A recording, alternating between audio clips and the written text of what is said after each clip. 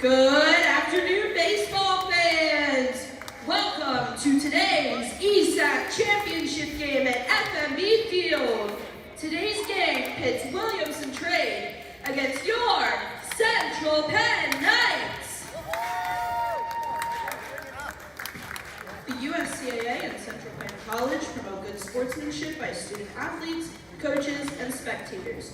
We request your cooperation by supporting the participants and officials in a positive manner. Profanity, racial and ethnic comments, or other intimidating actions directed at officials, students, coaches, or team representatives will not be tolerated and are grounds for removal from the site of competition. And now, here are the starting lineups for today's game. First, the visiting team for Williamson Trade, designated hitter number 29, Michael Krakowitz. Center field number 17, Joshua Illing. Shortstop number 11, Cody Grande. First, number 9, Joe Kelly. Second, number 22, Michael Ashton. Right field, number 0, Patrick Jones. Third, number 12, Zachary Ladislaw. Catcher, number 14, Shane McLaughlin. Left field, number 25, Samuel Kappa. And pitcher, number 33, Jacob Nauman. And now, for your Central Penn Knights, second baseman, ranked number 1 in the nation in stolen bases, number 11, Owen Zell. Center field, number 30, Yafrendi Montero. Shortstop, number 14, ranked number 1 in the nation batting average, Zach Boyer. Designated hitter, number 13, Nick Joseph. Right field, number 31, Gabe Kaufman. Third baseman, number 43, Tanner McCoy. First baseman, number 33, Adam Hoover. Left field, number 34, David Thomas. Catcher, number 27, Cameron Smiley. Pitcher, number 24, Wyatt Kozer.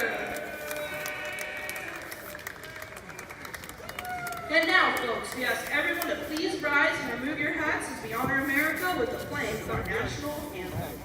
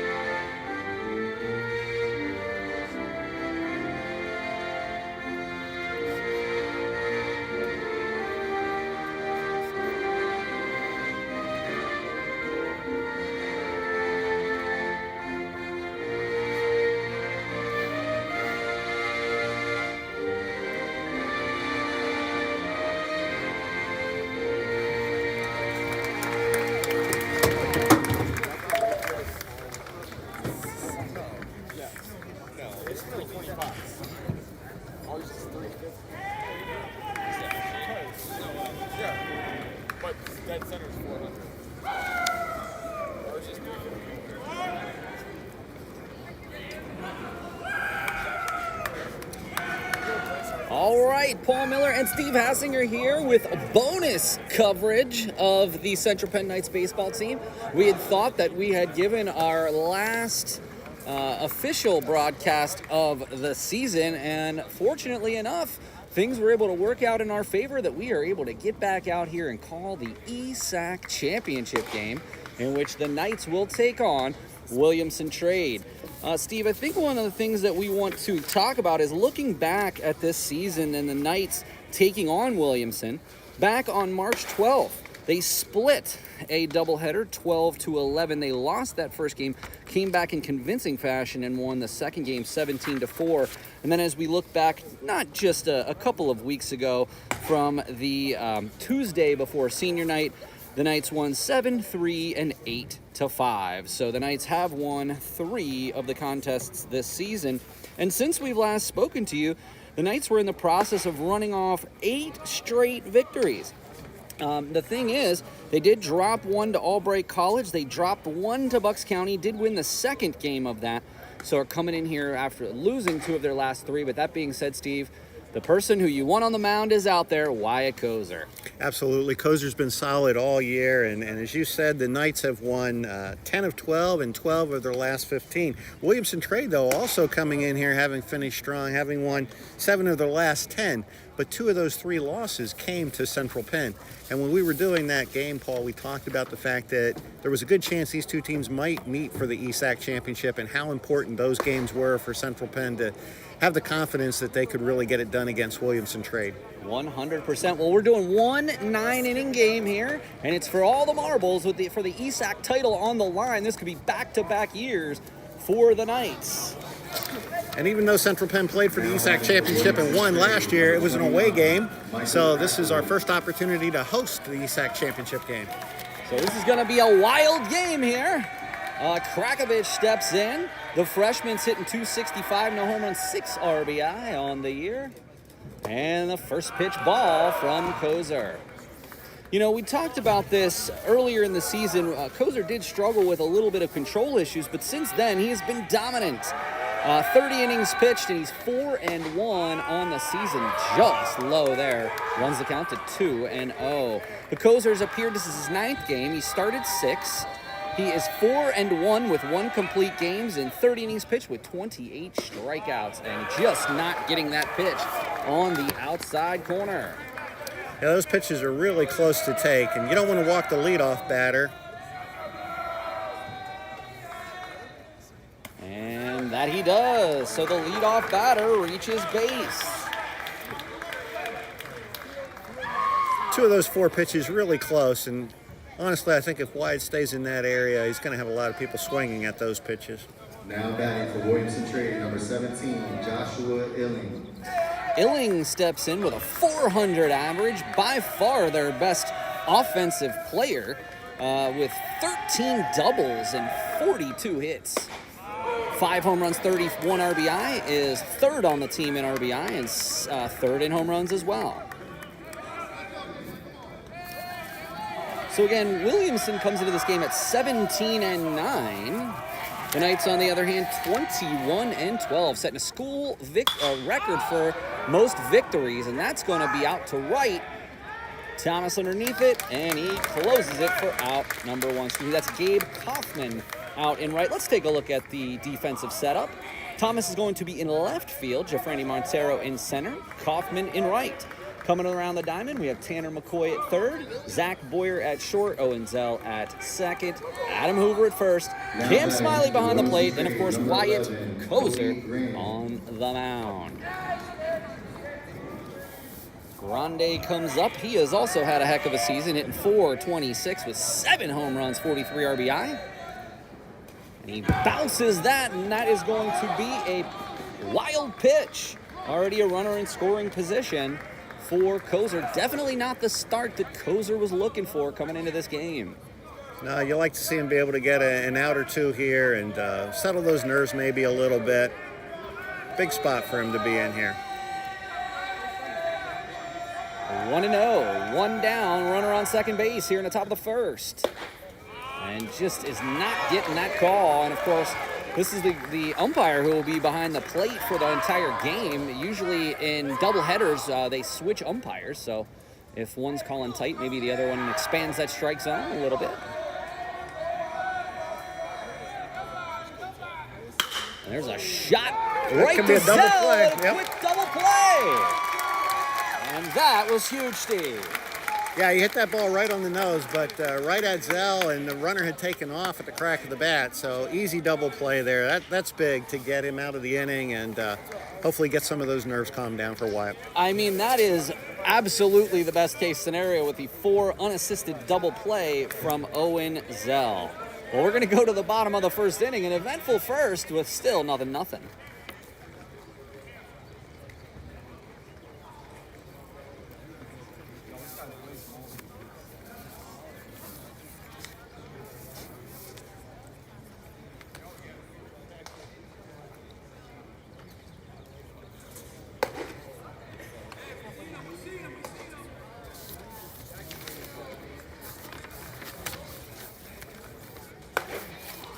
It's hard to study when you're hungry. The college pantry can help.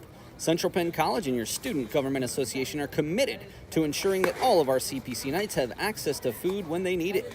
Requests are kept anonymous and can be submitted online. Look for the link under the links section of Student Central or contact Lindsay Garber, the Director of Housing and Residence Life, at lindsaygarber@centralpenn.edu.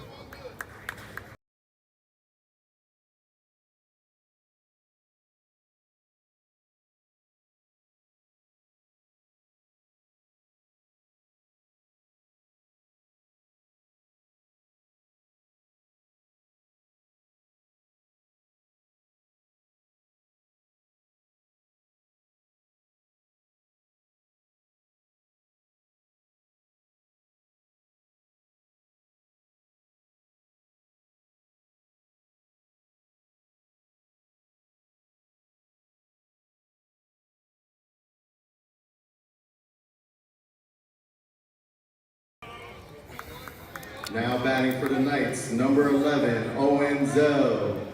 Fantastic to be a part of the ESAC Championship game, and what an amazing play by Zell, that 2 unassisted double play to get the Knights out of the first inning.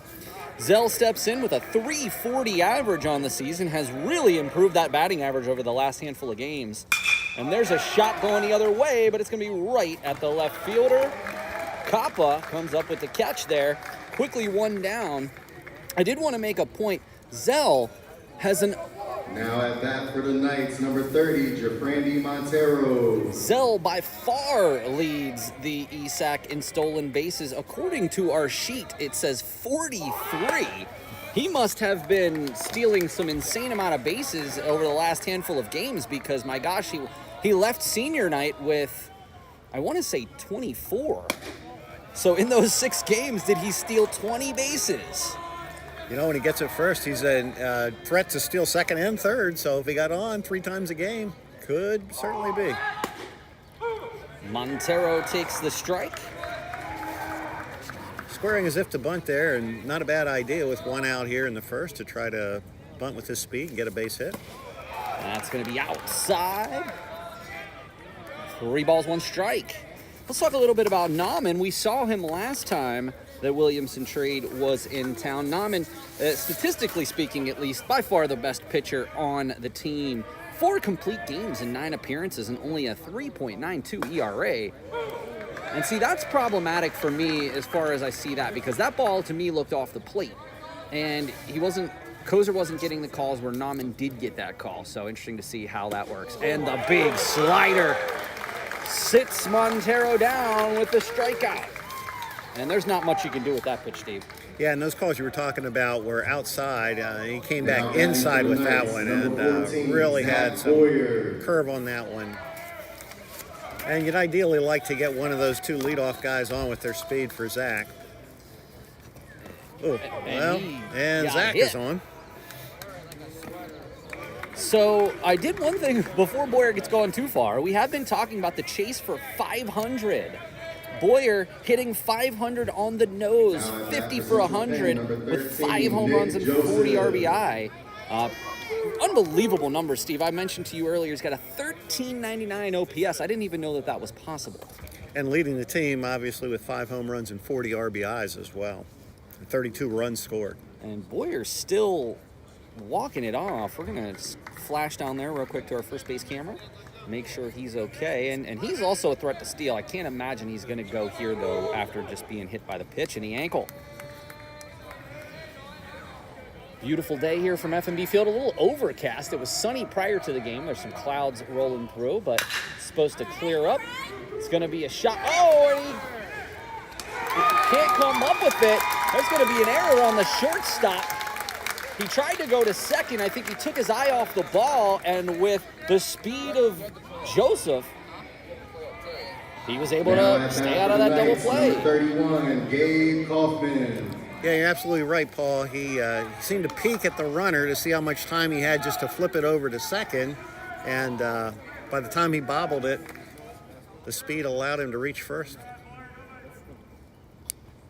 Kaufman steps in. Kaufman's had a heck of a season. 1 home run, 25 RBIs, the .397 batting average, the .510 on base with 21 walks. Second on the team behind Owens L. And that's going to go the other way, but the first baseman does come up with it, and that's going to do it. Kelly retires the side. The Knights did leave 2 without a hit, but we're going to go to the top of the second. It's 0-0. And Paul, we've been talking all season about this virtual job fair that's going on, and it's still going on. So Central Penn students are invited to a virtual career fair through JA Inspire of Junior Achievement to explore careers in organizations. JA Inspire is available to students until June 30th. Starting March 1st, you can register an account at jascpa.vfairs.com. This year we have over 70 employers participating, and each booth includes a description of the company, videos, as well as job and internship openings. Other tools included in the career fair are webinars within the auditorium and career readiness activities within the activity lab. If you have any questions about the career fair, contact Career Services at centralpenn.edu. And that is such a unique job fair. It is something that's going on through the end of the term, essentially. So especially if you're at registration time and you're talking with your advisor about internship opportunities and things like that, best thing to do would be to check it out. And if nothing else, reach out to Steve and Kristen in Career Services so they can give you some more details if you need that. And of course, if you ever have any questions about your internship, that's also a good thing that they can do is reach out to you. And I send a lot of my students over to you and Kristen just because you may have access to different internships that I'm not knowledgeable of. So Career Services is always a great place to start. Yep, and we've consulted you at times because you have your connections out there too. So we make a great team. Back at it here. Now for Williamson Trade, number 9, Joe Kelly. And as we look at Joe Kelly, 9 home runs, 11 doubles on the season. Kelly comes in with 32 RBI, hitting .393. So one of the more dangerous folks in the lineup.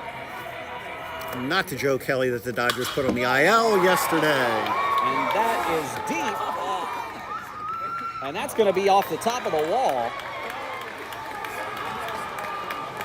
So a very long single for Kelly. I think Kelly thought it was gone, but he was really, no offense to Kelly, farther than I could hit it, but I don't think that was really even close. Yeah, that's a bad mistake right there, Paul. Just kind of watching that and assuming that it was going to be out and bounced off the wall. And he should be at least at second and possibly at third. 100%. I mean, there's no. He really did not hustle at all out of the box. And Kozer struggling to find the plate, and we'll see how this inning goes, but you'd have to imagine this all or nothing game that Stern is going to be very quick to go to the bullpen. Finally, a called strike for Kozer. His first of the game. So again, we will see if that does come back to haunt Williamson.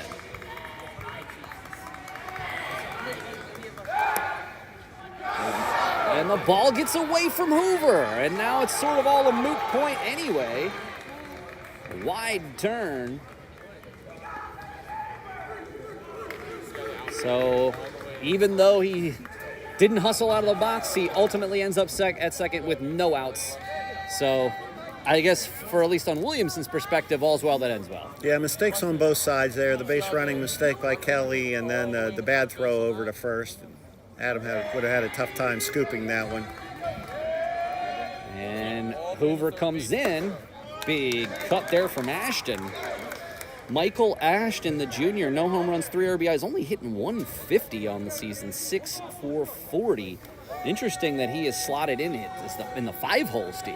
It is interesting. Doesn't seem to have a whole lot of power or RBIs, but just never know. Maybe he's been on a roll lately. And he struck him out. Big strikeout there for Kozer to get the first out here in the top of the second inning as Jones steps in. For Williamson Trade number 0, Patrick Jones. And Patrick Jones, Steve, only has 15 at-bats on the season, so again, peculiar that he is in the lineup. Yeah, we don't know. Maybe some injuries to some key players. Out of play over to the right, just beyond first base, about halfway up the bleachers. And Paul, going back to that pickoff play, Kelly only has 1 stolen base on the season, so it's important to hold him close, but probably not much of a threat to run. And Kozer the pitch, the big curveball, quickly 2 strikes. Now that's one thing I remember in Kozer's last game, he didn't show the curveball until I think the 3rd or 4th inning, so interesting that he's breaking it out here early, probably because of the runner in scoring position. Yeah, he's been coming with a lot of heat, so big change of speeds there. The 0-2 pitch. Just gets a piece of it, does Jones.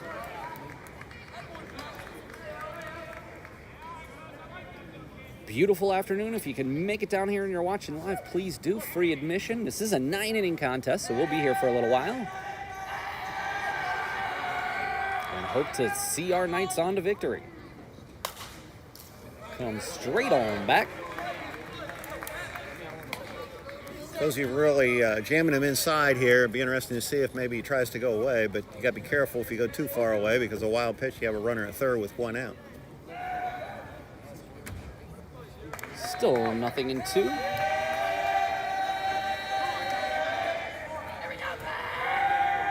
One down top of the second for Kozer. And just off the plate. The Knights faithful wanted that one. He did try to go away, but he went away with the curveball. Just missed. So when we see how small the strike zone is, what advantage can that have for Central Penn? Well, Central Penn is going to have to go up there making them throw strikes, really.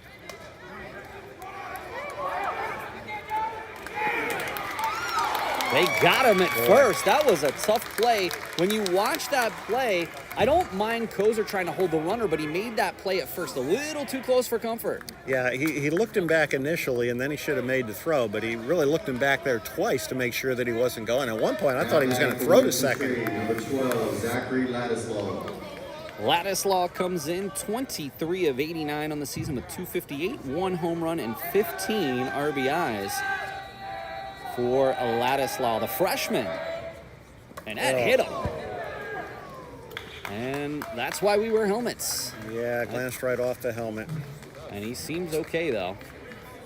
So hopefully Ladislaw is okay after the hit by pitch. Just a glancing blow, it seemed like, off the back of the helmet there. So Now batting for Williamson ran Trade, down there number without 14, any Shane distress. McCoy. McLaughlin comes in with a 143 average, only 4 for 28 on the season. I guess with 2 outs and 2 on, this is probably the guy in the lineup you want to face. He almost hit him, too. Yeah, we definitely don't want to hit him.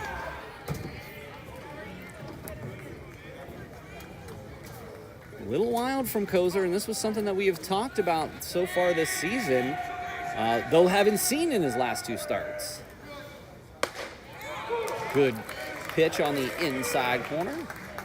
Runs the count to 1-1. And important now, you've got a 143 hitter at the plate and you've got 2 outs. So you don't want to worry too much about the base runners. Just concentrate on getting this last out. Right down Broadway. McLaughlin lets it go, and it's 1-2. Now a pitcher's count.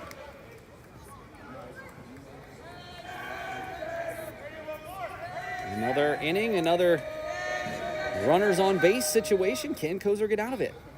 And he struck him out. What a huge pitch. High heat Kozer. inside. Good pitch. The Nightly News Media Club at Central Penn College is looking for new members. Members have the opportunity to get hands-on experiences writing for our student publication, The Nightly News, being a part of the Nightly News podcast, and being a part of our sports live stream broadcasts. Email Club Advisor, Professor Paul Miller, at paulmiller@centralpenn.edu. One of the things about that is, of course, because of our accelerated schedule, we're often frequently losing important members of what we're doing here. In fact, we just lost our vice president, Andrew Hunter, who is still working with athletics, but we're about to lose our president very soon, as well as other integral members like Kevon Davis, who's on the baseball team. So we always have room. Sometimes it's just getting in and getting used to everything that's going on, and then when it's your turn to shine, you step right in. There's lots of opportunities there, and the career services director in me, as I've said before, loves what the Nightly News does because there's so many hands-on opportunities there, resume builders, as we call them, in career counseling, and opportunities for students to have their work out there that they can link to, for employers to see, build their LinkedIn profiles, lots of great opportunities. And it's not just about being a communication student. We've had students from all walks of campus: legal studies, accounting, business. Right now we have one of our best members, Brett Savaleski, is a business student. So definitely some good opportunities for everyone around campus. One of the things we hear in career services all the time is that employers need employees with strong communication skills and knowing about technology these days as well. So great opportunities for that. Up steps Tanner McCoy. McCoy has really had a great second half of the season. 362 with a home run, 28 RBI. He has really been a difference maker, and frankly, definitely the odds-on favorite for Rookie of the Year for our Central Penn Awards, and that's going to be out of play over to the right, just about a halfway up the bleachers behind the first baseline. McCoy has been that bat that we were looking for with the loss of Nate Wise, a season-ending injury very early on in the season. We needed that bat, and McCoy's managed to do that. Plays to short and does retire McCoy. Adam Hoover steps in. Hoover played his first game. He missed some time with a leg injury. Number 33, Adam Hoover. And 11 for 46. So Hoover only hitting .239, but one of his trademarks is his on-base prowess. 14 walks. Gives him a .446 on-base percentage. So one of the better on-base guys in the lineup here is Hoover. And coming up with the bases empty, we just need some base runners at this point. And quickly, 2 strikes to Hoover. Good to see that he's back in the lineup. I know he suffered through a leg injury for much of the season. So nice to see him get the nod here at first base. And just off the plate. And I had a meeting with Adam yesterday, Paul, and I asked him about that leg, and he said the leg was feeling pretty good. He said he was feeling a little under the weather from allergies, but a lot of people are these days. But he was anxious to get going today. Upstairs, 2 balls and 2 strikes with 1 out here in the bottom of the second. Still a 0-0 game. Who will crack open the scoring first? And that's outside as well. Nauman not happy, but that's sort of the squeeze that was going with Kozer. So I kind of, as long as the game is called the same for both sides, is frankly all I care about. As long as he's consistent, the batters are going to know that they're going to need to go up there. And what did we say? He goes from an 0-2 to 4 consecutive balls. And Hoover trots on down to first. Now batting for the Knights, number 34, David Thomas. And Thomas, hard to undersell what Thomas has done. Second on the team with 2 home runs and 21 RBIs. 356 along with 9 steals. So he's right behind McCoy in terms of the Rookie of the Year honors, and Thomas has really been something special. Nightly News Player of the Game 2 times this season. Yeah, Thomas has really come on in the second half of the season as well. And to have a guy down with that kind of pop and that kind of on-base prowess in your 8-hole. So that's going to get right under. It's going to be an error on the third baseman. Right under Landislaw's glove, and that is a kind of play that the Knights need to keep things moving. Yeah, and Landislaw didn't get the glove down far enough to be able to field that, but he also didn't get in front of the ball. The ball was off to the side, and so when he didn't get the glove down, instead of knocking it down and being able to get at least one out, the ball went through and into left field. And here's a chance for Smiley, who's hitting .345. And Steve, you want to talk about on-base prowess? How about a .568? Second on the team on base, third on the team behind Brady Park and Zach Boyer. .568, I mean, we're talking video game numbers here for some of these gentlemen, and this is their 9-hole hitter. When you reach base, more than half of the times that you come to the plate, you're doing something. Infield in, I wonder if Smiley can take that to his advantage. Just off the plate, and these guys are not getting that corner on those sliders that we've often seen in this perspective where we sat. Yeah, and it's tough as a pitcher not to get those pitches. And does get the call there. Like I said, the Knights put together a heck of a second half.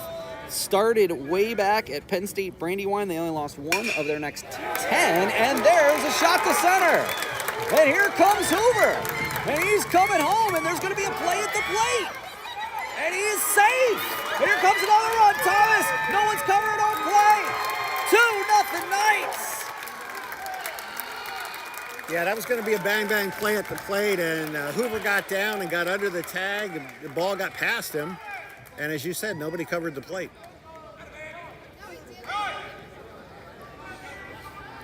Smiley, the double and 2 RBI. What a clutch hit for Cameron Smiley.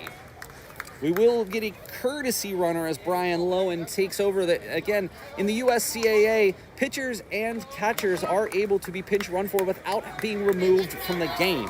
So Smiley not removed for the game, just does not have to run. Now Lowen on second base as the Knights lead 2-0. Now batting for your Knights, number 11, Owen Zell. And here's Zell with an RBI opportunity, only one out. Really nice job there by Smiley, just going with that pitch and just hitting it into the gap there in right center. Good throw from the right fielder, but a little high. The problem was they didn't have anyone covering the plate. One of the two, either the pitcher or the catcher, should have covered the plate, and Thomas may not have scored there.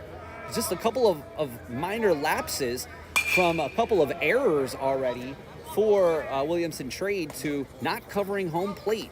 Yeah, and the catcher trying to field that throw coming in, but yeah, somebody had to get back and cover the plate.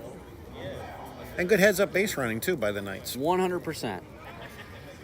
So the Knights have a little bit of a cushion right now, but you never want to stop adding to that lead. And Zell does get the strike call. Yeah, 2 batters ago, you're looking for your first hit, and now you have a 2-0 lead.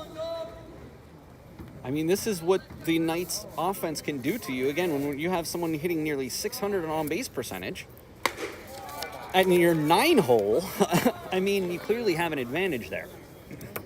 Yeah, it'll be interesting to see how Nauman handles this now with giving up the 2 runs there. Still really early, and again, recall that we're playing 9 innings and not 7. Big hack. Zell down on strikes for out number 2. Montero struck out back in the first inning. Now batting for your Knights, number 30, Jafrandi Montero. With a runner in scoring position, a base hit could add another run. And there is another shot. And Montero is first pitch swinging and is retired, but not before Cam Smiley with a huge 2 RBI double gives the Knights a 2-0 lead. The Central Penn College app was designed with students in mind. The app brings the school to your fingertips and enables you to connect with the Central Penn community. Stay on top of your events, classes, and assignments with the built-in calendar function and get notified of important dates, deadlines, and security announcements. Make friends, ask questions, and access campus resources at any time. Search Central Penn College in the App Store. We'll take a short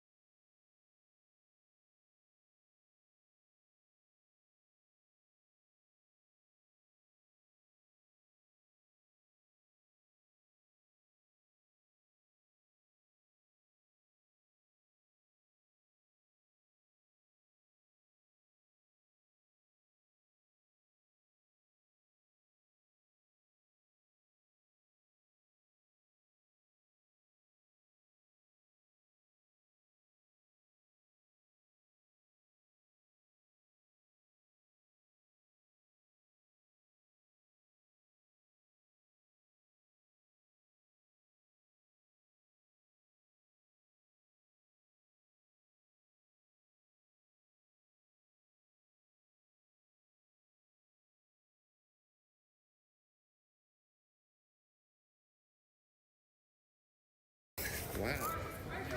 Back here with you, Paul Miller, Steve Hassinger for the Nightly News Media Club in our final broadcast of the year. If that sounds familiar, it was because we didn't know that we were going to be here today until recently, but we're so glad to be joining Williamson you. Trade, number 25, Samuel Copper.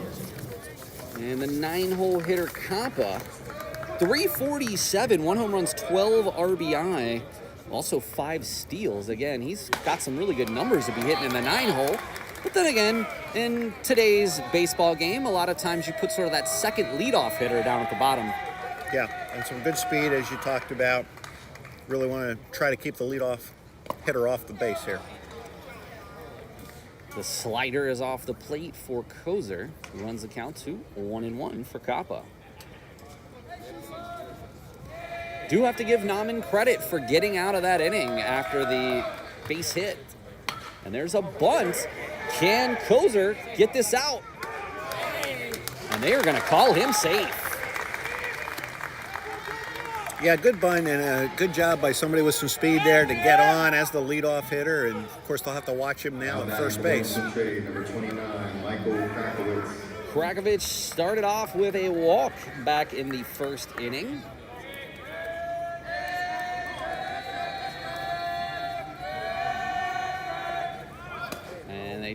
And the runner took a healthy lead, and I think Smiley might have had a shot if Hoover was on the base. And a tough throw with that left-handed batter in there. Krakovich again, no home runs, 6 RBIs, the .265 average. 9 of 34, the freshman first baseman. Today, Krakovich is the DH.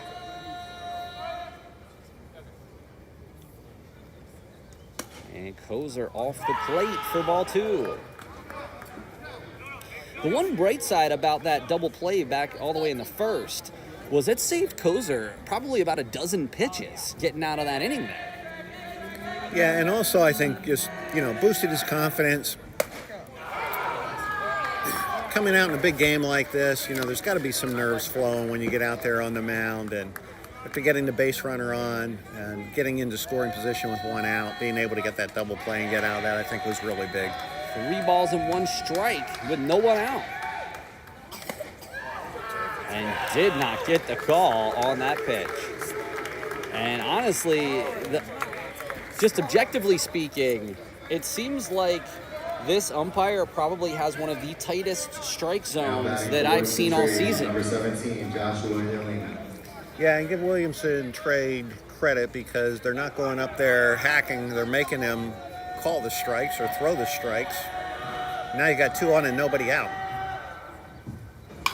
And there's a shot. That's going to be a foul ball.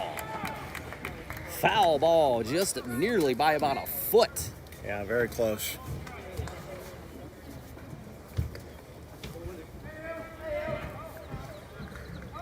And this is not really the batter that you want up here with 2 on and nobody out either when he's coming in hitting 400.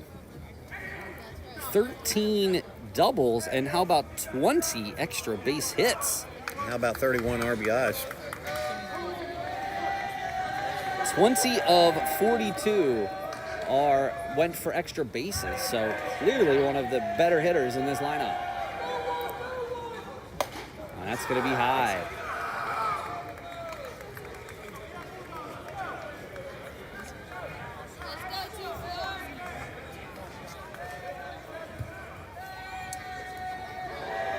.76 degrees here from FNB Field, home of the Harrisburg Senators. And he spiked that great pick by Smiley. Yeah, really big play there by Smiley to stop that. Or you would have had second and third with nobody out.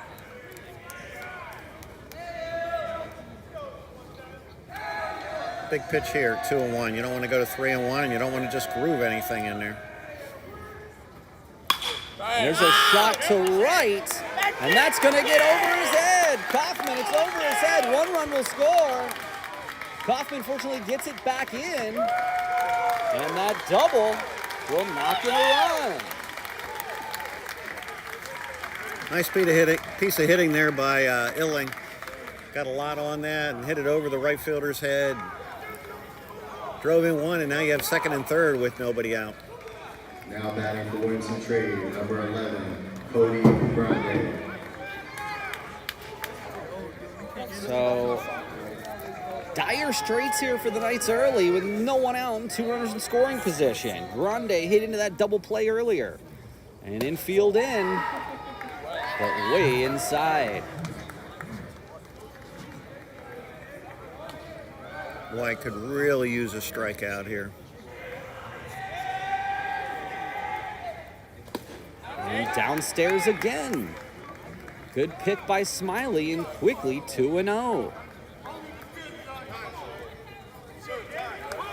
And here's going to be a mound visit. Kozer has struggled this inning. And the entire infield comes in. We're going to take just a short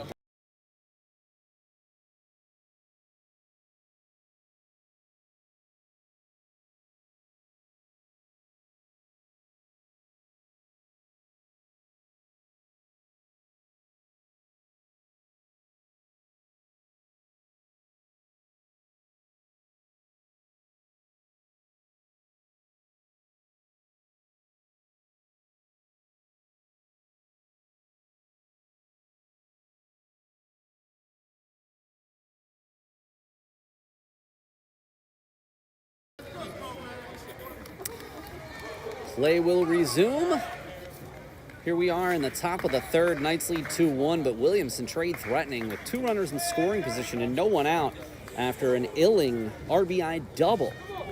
Grande, the 3-hole hitter, has also hit 7 home runs and hitting .426. Not the guy you want at the plate here. And ball 3, and this may be sort of an intentional walk. I don't want to assume that.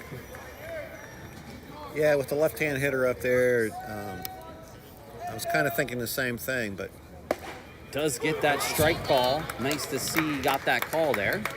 of course the problem is if you walk him, you've got Kelly coming up with a .393 average and 32 RBIs, so it doesn't get a lot easier. And there's going to be right through the hole a single, and this could score another run. Yeah, 2 are going to score.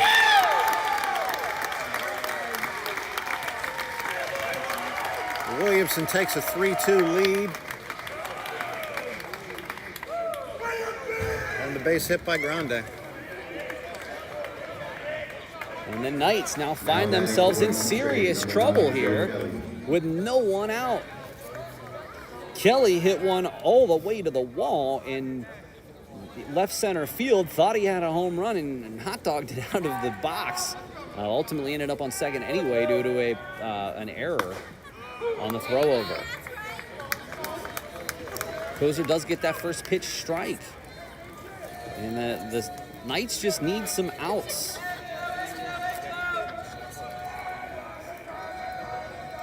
Four consecutive runners have reached base for Williamson. And nice pitch, but low, and Kelly was able to lay off of it. On the bright side, it does seem like it's that 2, 3, 4 hitters that really can do some damage, but the bottom of the order doesn't really scare you all that much according to the stats we're looking at. Yeah, and you're only down by 1 run, 3-2. Just got to get through these hitters. That excuse me will get a first out, but it will advance the runner. Out that works the same as a bunt, basically, even though he wasn't bunting. Now at bat for Williamson Trade, number 22, Michael Ashton. So Ashton struck out last inning in the second. Still a runner in scoring position with only 1 out.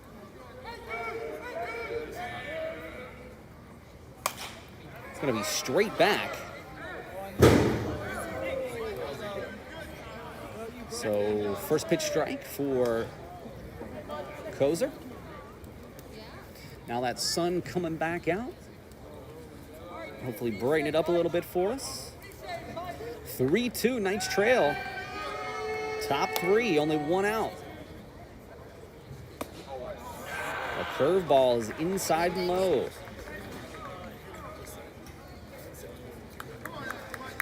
Thank you for joining us here. Paul Miller and Steve Hassinger here with you for the nightly news. The ESAC Championship game, the Eastern State Athletic Conference. And that is high. Kozer struggling in this inning, but it looks like it's his to get out of at this point. There's no activity out in the Central Penn bullpen so far. And that's straight in the air, and there are a lot of clouds up there, so this may not be the easiest catch in the world. And Zell does come up with it. Did struggle at the last minute, but nonetheless, retires Ashton. And that's a big out to get that second out and keep the runner at second base. Now batting for Williamson Trade, number There's a 0, chance to get out of this Jones. now, just down by 1. Jones grounded back to Kozer back in the second. And he almost hits him. Definitely not the crisp control that Kozer has had in both of the last 2 starts that we got to call. But to your point, still only down by 1 run, so. Great pitch right down the middle. Runs the count to 1-1. And as you've referenced that tight strike zone, sometimes you start really trying to guide the ball in there to get the strikes, and that will cause you to struggle even a little bit more with the control. The pitch. And this is going to be a really tough play for Zell. What a play! That's a Huge play. tough throw to make there because he's going out toward right field and had to spin around and still make an accurate throw. So good job. Open back behind third base, as well as our Central Penn merch stand. Please feel free to stop by. Central Penn College Student Government Association is a voice for all students, those living on campus, those studying online, and those returning to continue their education. SGA is here to make your time at Central Penn College the best experience possible. You can contact SGA with any questions, comments, or concerns by emailing sga@centralpenn.edu. We're going to take a short break. We're going to go to the bottom of the third inning. Knights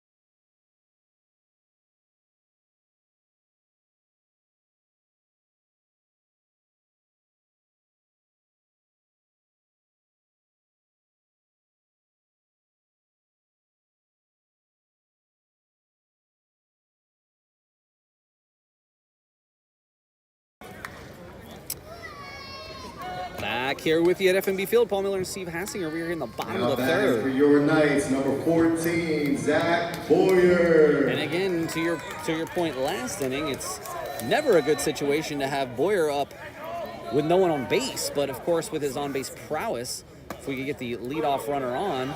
See, and there's a call that I just don't care for, because that was a call that Kozer didn't get on multiple occasions on that outside corner. Yeah, it's been an inconsistent strike zone. Big in here for Nauman, too, because his team just came back from a 2-0 deficit, got him 3 runs to give him the lead, and ideally for him, he'd like to come out here and have a shutdown inning. 2 balls and 1 strike to Boyer. Was hit by the pitch in the lower leg back in the first inning. And he gets another strike call on the outside corner again, not where Kozer was getting any calls. 2 balls and 2 strikes for Nauman against Boyer. And just gets a piece of that to keep him alive.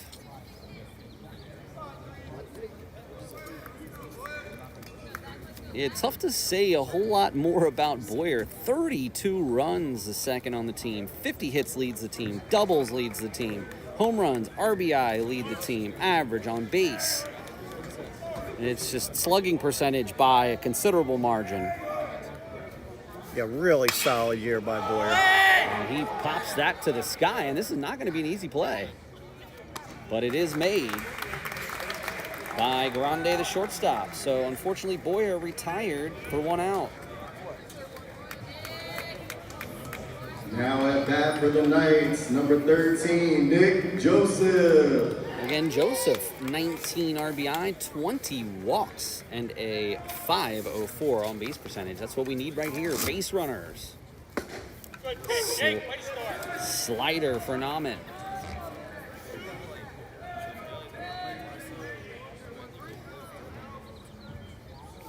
And another slider fools Joseph quickly. 2 strikes.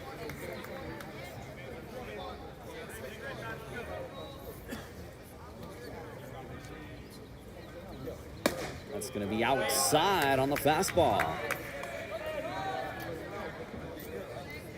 Ball and 2 strikes with 1 out. Seems like those 3 runs have really given Nauman a boost of self-confidence here. Coming out, throwing strikes. It's going to be out of play about top of the bleachers there, almost to the concourse.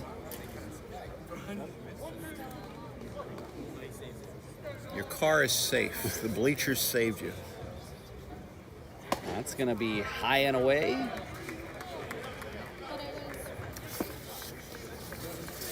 And again, as we look at Nauman's stats on the year, he's clearly the best. He's got the most innings, not the most appearances, but the second most starts, best ERA, whip. And there's a shot to center, and that's going to get down for Joseph.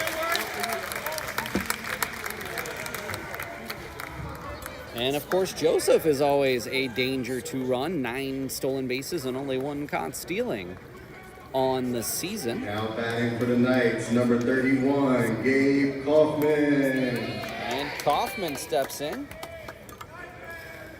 Kaufman as well, 397 with 25 RBI, 3rd on the team.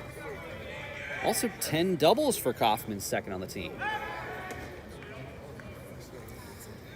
Quick move there by Nauman. Had to dive back into first there to get back.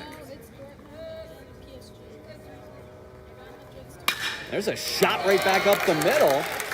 Back-to-back singles for the Knights.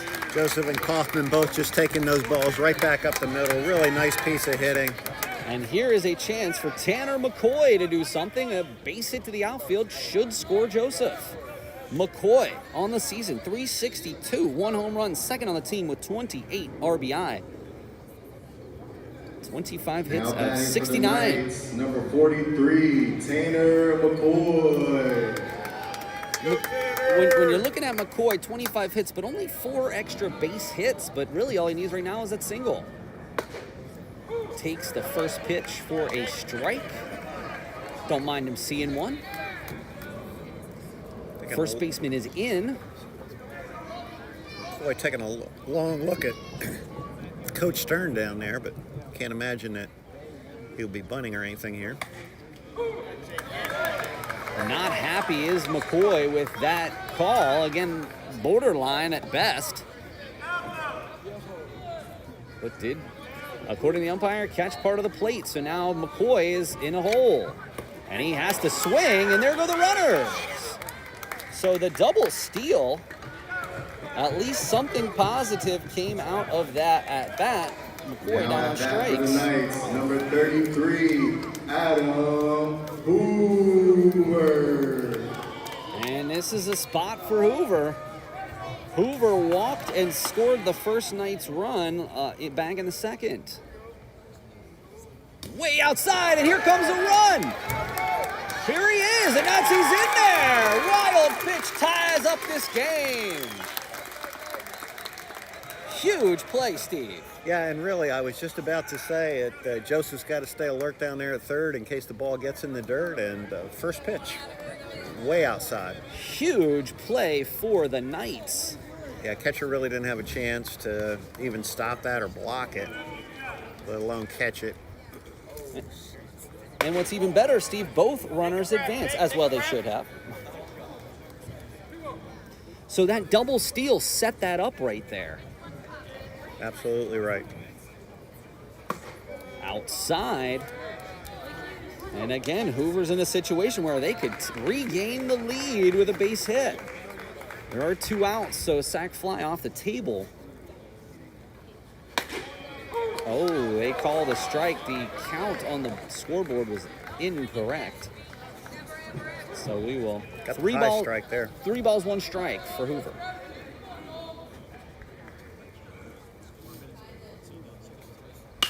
And he serves it to right. That's going to be just out of bounds by a couple of feet out of bounds. Out of play. This isn't football. Down the right field line. Receiver didn't have a chance. I mean, I guess technically it is out of bounds. It is foul. Go Knights.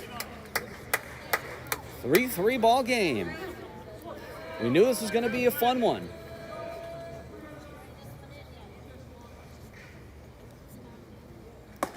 And just off the plate. Not really sure what Williamson Trade is complaining about. We've been getting that call the whole game. Yeah, that was definitely a ball, and a good eye there by Now batting Adam. for your Knights, Talked number about his eye and the fact that he came in with 14 David walks. Thomas. Now he's got 16. Touche. David Thomas reached on an error back in the second and scored. And again, a hit to the outfield is going to score a run. And Thomas, first pitch swing, and this is going to be to the outfield. Unfortunately, brought in by the center fielder, Illing, and that's going to retire the side, but not before the Knights are able to claw back and make this run, this game 3-3. Calling all gamers, Central Penn College was recently accepted into the National Association of Collegiate Esports. We are now part of the association that boasts more than 130 schools and over 3,000 student athletes. If you have any interest in the Central Penn College Gaming Club or the esports program, please reach out to club advisors Michael Pico or Donnie Lewis.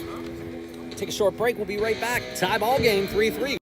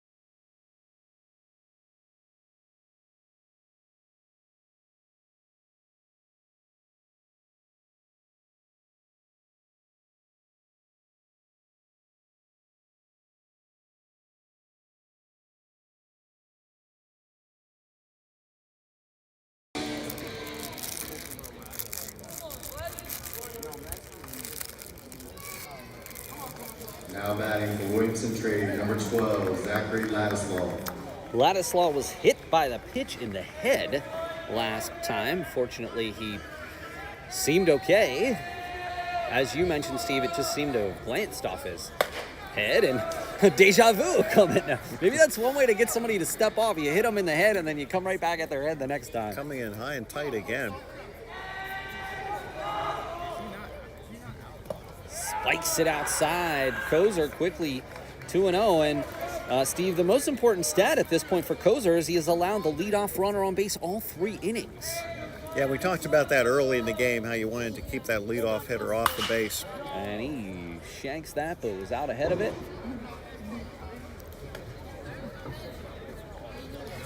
Yeah, got good aluminum on that, but just way out ahead, hit it down into the left field bleachers. Ladislaw, 258 on the season, 1 home run, 15 RBI. And that one's going to be popped back and out of play. Oh, do you notice anything different about Wyatt's uniform pants here? So he's got his left leg pulled up. I'm not really sure if that's even legal. I would imagine if it was an issue, somebody would have said something to him. I mean, I told you before the game started that I should have worn my shorts today because it was so warm, but I don't know. 1 up, 1 down. I'm not sure what the stoppage in play is here.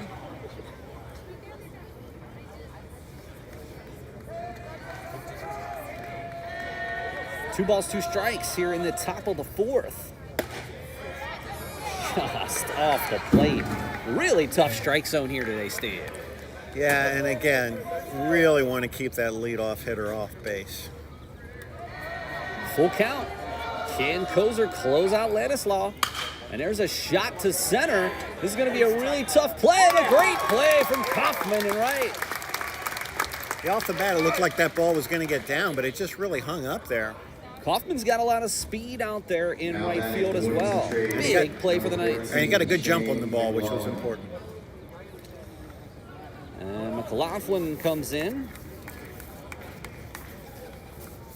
143 with 3 RBI on the season. Only 6 of 28. Struck out in the 2nd. So again, if the Knights can get through the bottom half of the inning relatively unscathed, that's going to allow the top of the order, Smiley, and then the top of the order coming up for the Knights. And the bunt. This is going to be a really tough play for McCoy. But does get it. Really nice play by Tanner. Again, he got a good jump on that ball coming in and just had to throw on the run and made an accurate throw to first to get him by a step. The Williamson Trade, 25, Samuel. Kappa started the run scoring back in the 3rd inning with a single that led to 4 consecutive batters reaching base. And he offers at it, and that's a strike.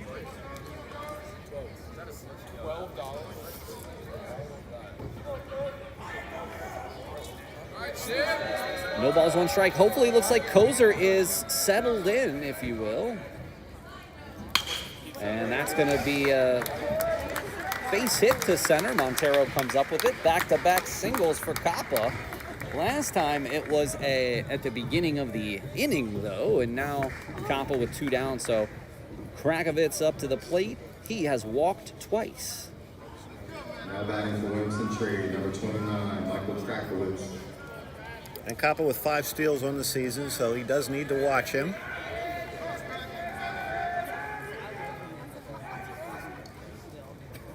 Kappa not going. Ball downstairs. Again, with 2 outs, though, he can't be so concerned with the runner at first that he ends up walking the batter. Especially not with Illing, Grande, and Kelly duo. Absolutely.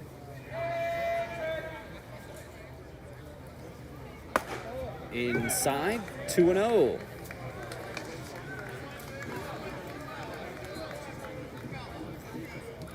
Kozer has certainly earned this spot in the ESAC Championship game and is certainly, at least at this point, giving his team a chance to stay competitive. But again, a really tough call for Kozer. That one's just a little low as the count runs to 3-0. And Krakovitz with 13 strikeouts and only 3 walks on the season, so you really want to try to throw him strikes here. The irony is he's already got 2 walks in this contest. So he's almost doubled his walk total. Indeed.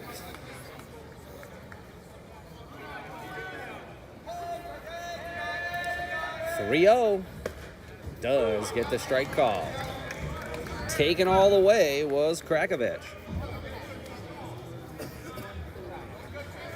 3 balls and 1 strike, 2 down here in the top of the 4th inning. Tie ball game. And taken there as well. Now Kozer battles his way back to full.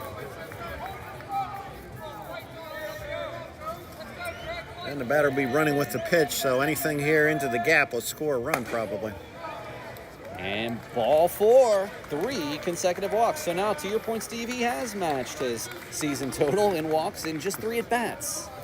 Yeah, you really want to throw strikes to him. I mean, he came in hitting .265, but as I said, 13 strikeouts and 34 at-bats. And Illing, 5 home runs, 31 RBI, and a .400 average. Not the guy you want up here in this situation. Illing has doubled and driven in a run. 1 for 2. Pleasure to be here with you for this exciting contest. Paul Miller and Steve Hassinger trying to root the Knights on to an ESAC Championship victory.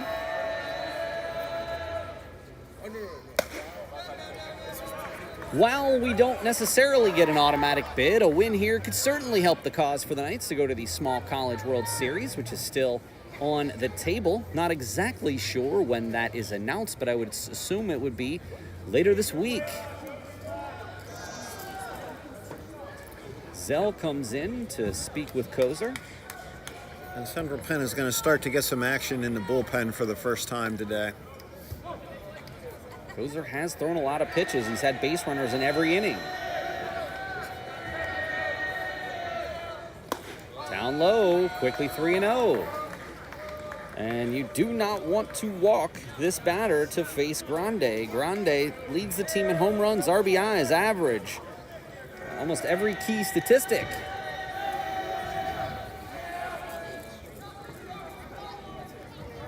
A long look at second.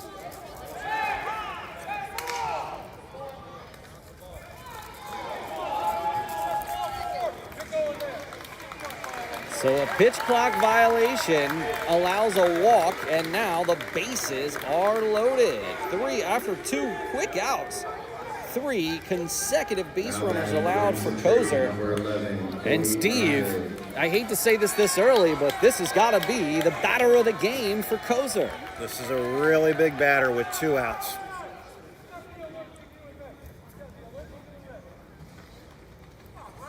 Hey, let's go, let's go!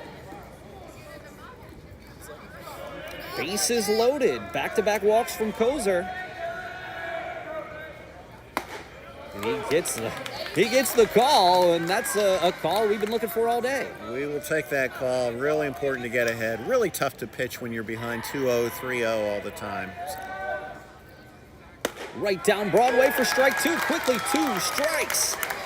And that is exactly what the doctor ordered for the first 2 pitches from Kozer.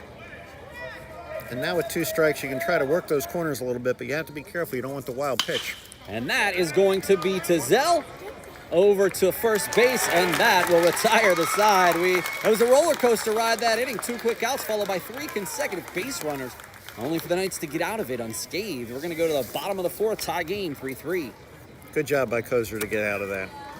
Students, have you ever considered working on campus? Visit the financial aid office to learn about work-study opportunities for students. Positions are available across campus, the front desk, the learning center, athletics, and more.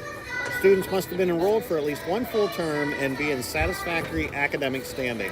Contact the financial aid office for more information.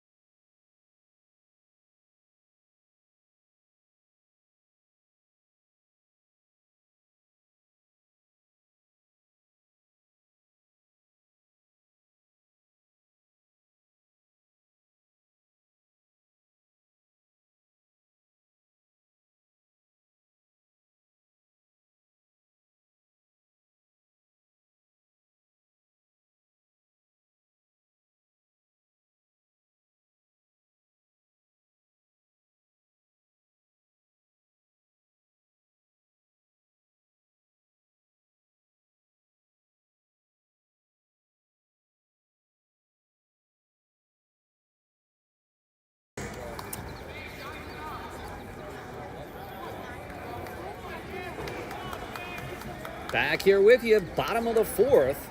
And there's a shot from Smiley right at the left fielder.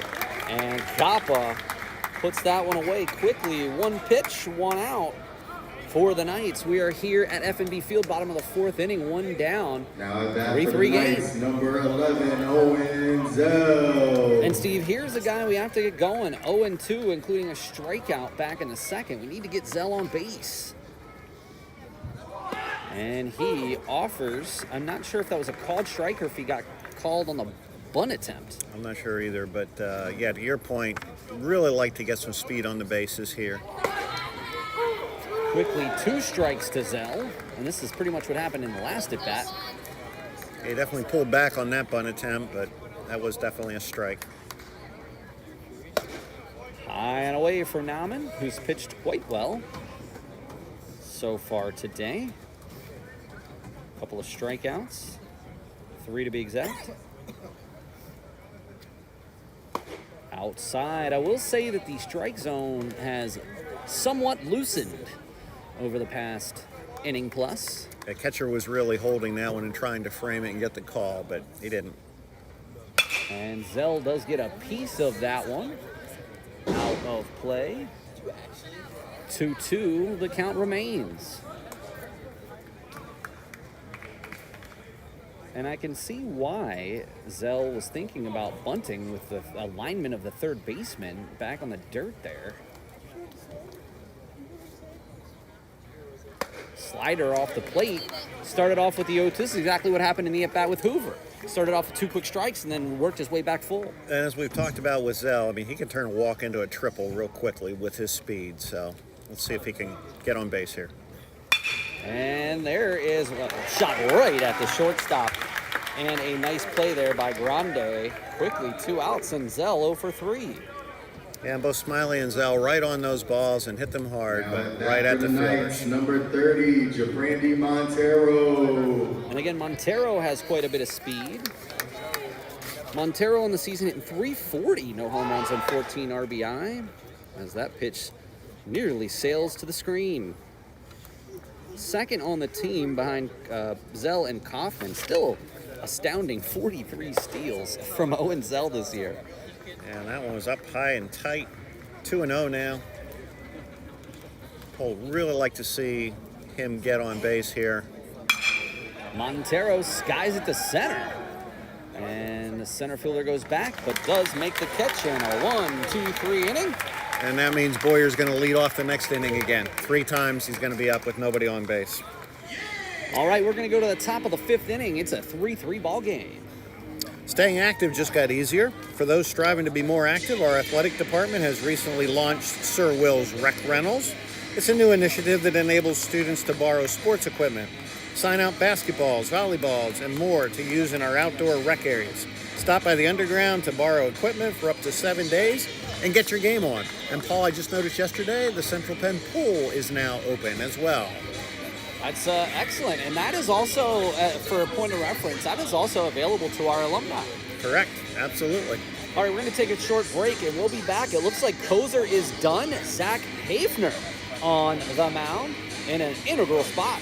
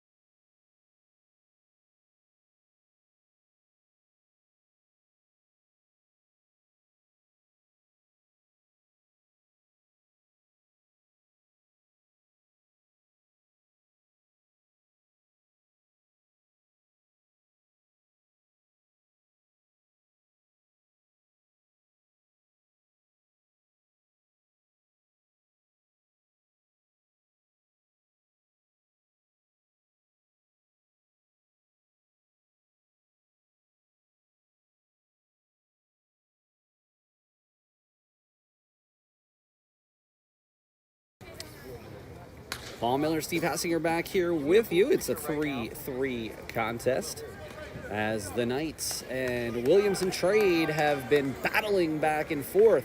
Knights got on the board with 2 in the bottom of the second. Williamson Trade answered with 3 in the top of the third, and then the Knights evened it up on a wild pitch to tie this contest. Now Zach Hafner comes in, the senior. 8 in 18 innings pitch, 8 earned runs, and a 4.0 ERA. He's got 1 win, 1 loss, and 1 save in 6 contests. And Kelly right up the middle, but right at Montero. Off the bat, probably well over 100-mile-an-hour exit velocity. Unfortunately, when you hit it right at people, it's easy for them to catch. Yeah, kind of a question of hitting it a little bit too hard there that it held up. 22, Michael Ashton. Ashton comes in 0 for 2. He struck out in the second and popped out in the third. Again, Ashton only 150 on the season.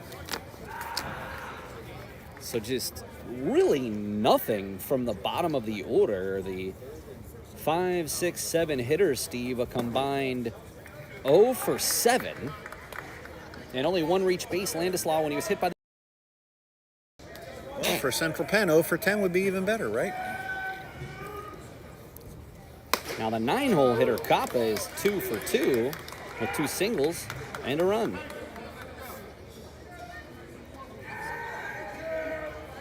So just not a lot of protection for the top of that order, and that could come in handy. And a tough hop for McCoy, but comes up with it and makes a difficult play look routine.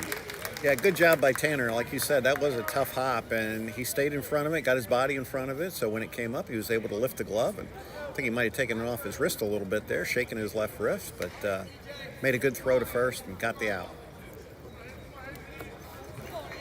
Now batting for Williamson Trade, number 0, Patrick Jones. Quickly 2 outs for Hafner. Jones 0 for 2. Jones, again, only 5 for 15 on the season. Decent average, but only 15 at bats. And that's going to go right back to Hafner. Can Hafner come up with it?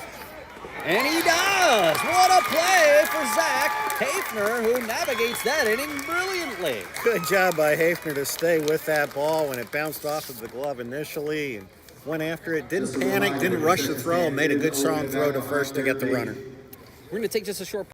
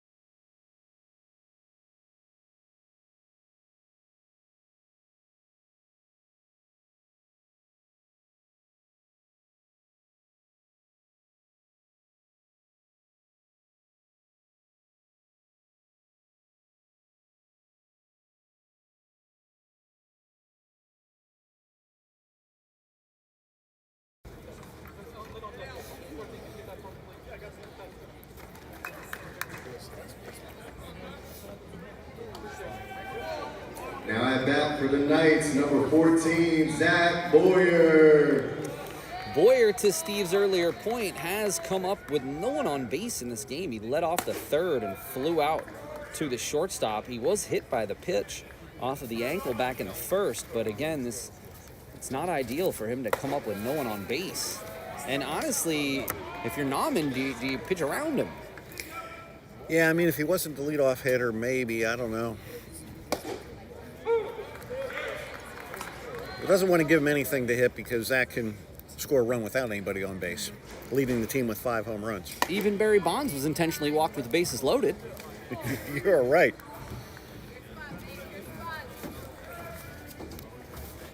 Three and 1 here.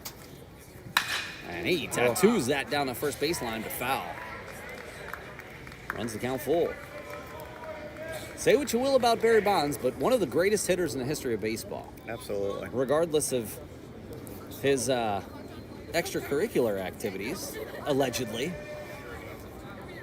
And his father had a pretty darn good career as well, Bobby Bonds. And he golfed that. That may hit a car. That may hit your car. I don't know. I think I'm fairly safe where I'm at. I usually park near the fence. Intentionally. I didn't hear any thuds. That's a good sign. Oh, inside. That's going to walk him. And that will be the second time Boyer has reached base. But you know what? That's also the leadoff runner reaching. And Boyer does have 7 stolen bases. I am curious if that hit by pitch earlier sapped his speed at all, but I suppose we will find out.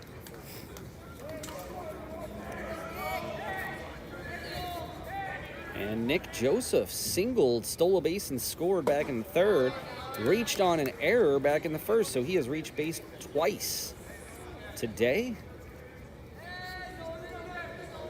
Again, going to be interesting to see what Boyer does here. And there he goes! There's a hit and run, and that is going to be caught, and Boyer's got a long way to go back, but does ultimately make it.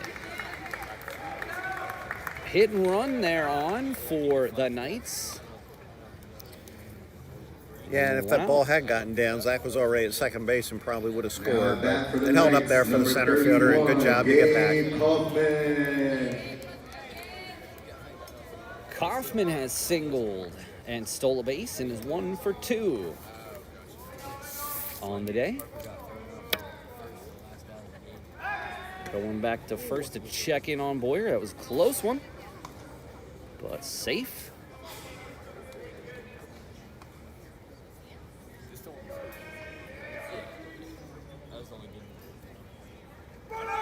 And Boyer's going to second. And the runner, or the fielder, falls down. And, Steve, a huge steal. Yeah, it's a big steal, and a really strong throw there. Might have had a chance to get him, but the throw pulled the second baseman off the bag. He did a good job just to field it. Big hack. Kaufman comes up empty. Runner in scoring position now with 1 out for Kaufman. Kaufman and McCoy, they both have some big hits this year, so need a big hit here to score that runner from second. Especially in the hole 0-2. And just off the plate. Certainly Nauman wanted that pitch. I don't know that I blame him either, Paul. Definitely some inconsistencies from our vantage point.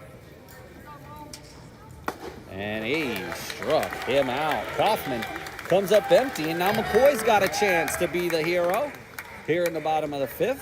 He is 0 for 2 and struck out. Had a tough at bat last time. Quickly went to 0-2 with some questionable calls, and then struck out swinging. McCoy. But again, McCoy second on the team behind Zach Boyer in RBI, and would love to add to that total. Outside for a ball.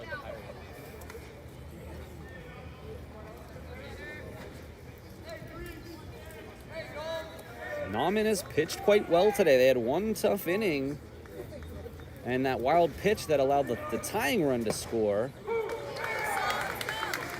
looked a little inside to me, but we'll say it's a strike.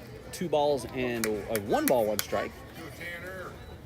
That strikeout of Kaufman was a big win for Nauman. He's got 2 outs now with the runner at second. There's right back up the box, and Stern waves Boyer, and the ball gets away from him. Now McCoy is going to take second, and another bad throw. That's going to be an error on the center fielder off the single.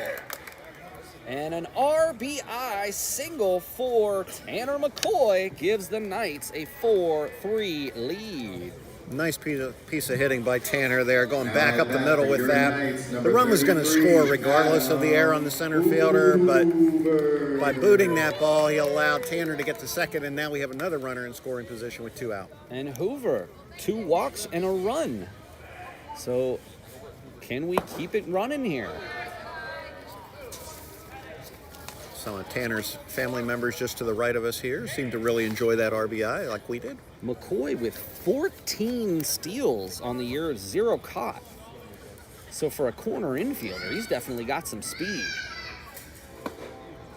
Gets that call on the inside. Hoover was not pleased with that. It's 1 ball, 1 strike. Again, another base hit could tack on another.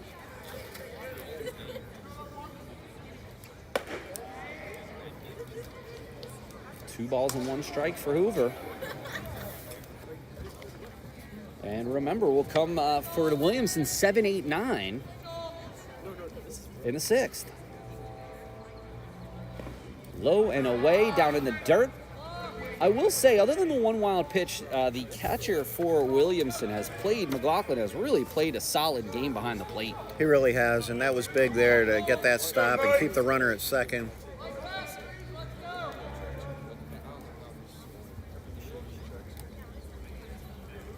The 3-1. Oh, he got the outside corner, and again, it's so tough to be in our vantage point right behind home because we've seen that exact same pitch be called a ball multiple times this game. Yeah, and it would have been hard to do much with that pitch because it was on the outside corner, low. And there's a shot to center. Of course, the runner goes, and here comes McCoy.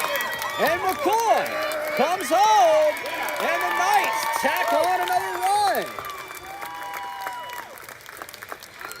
5-3. Big 2-out hit there. Again, just went right back up the middle with it. Wasn't the hardest hit ball, but if it had been hit harder, it probably would have held up for the center fielder to make the catch. And with 2 outs, the runner going from second, so he scored easily. Hoover has now reached base 3 times, scored a run and driven in a run. Thomas reached on an error in the 2nd and flew out to center to end the 3rd. 5-3, Knights lead. And Thomas hits a lazy fly ball to left, and it is caught, but not before the Knights are able to tack on 2 more runs for Zach Hafner, and Hafner comes back out for the top of the 6th. As a quick aside, I did want to promote the upcoming Activities and Athletics Banquet on May 23rd. That is open to any Central Penn student, but especially for our athletes and our people involved in student clubs and organizations. Please reach out to Casey Hicks at centralpenn.edu for additional information and to sign up. We're going to take a short break and we'll be back here.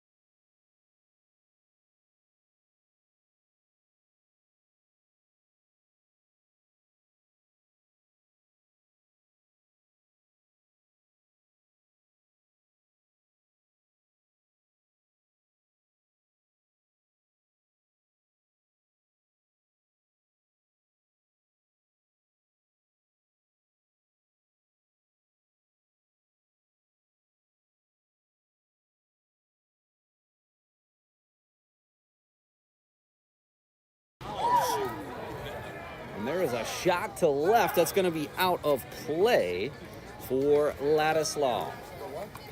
Down by the Williamson Trade bullpen, and action is starting in the Williamson Trade bullpen between innings here. We saw a number of pitchers going down there and catchers to loosen up some pitchers, so we might see a pitching change here as we go to the 6th, bottom of the 6th.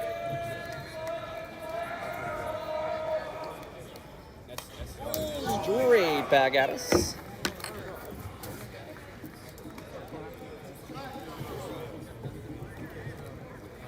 Really nice turnout here today to support both of these teams, Paul. We saw a number of fans from Williamson Trade and great representation from Central Penn. Of course, we see President Fedrizi Williams up there. She's a great supporter of all of our sports. President of the Board of Directors is here. Lots of faculty and staff and students.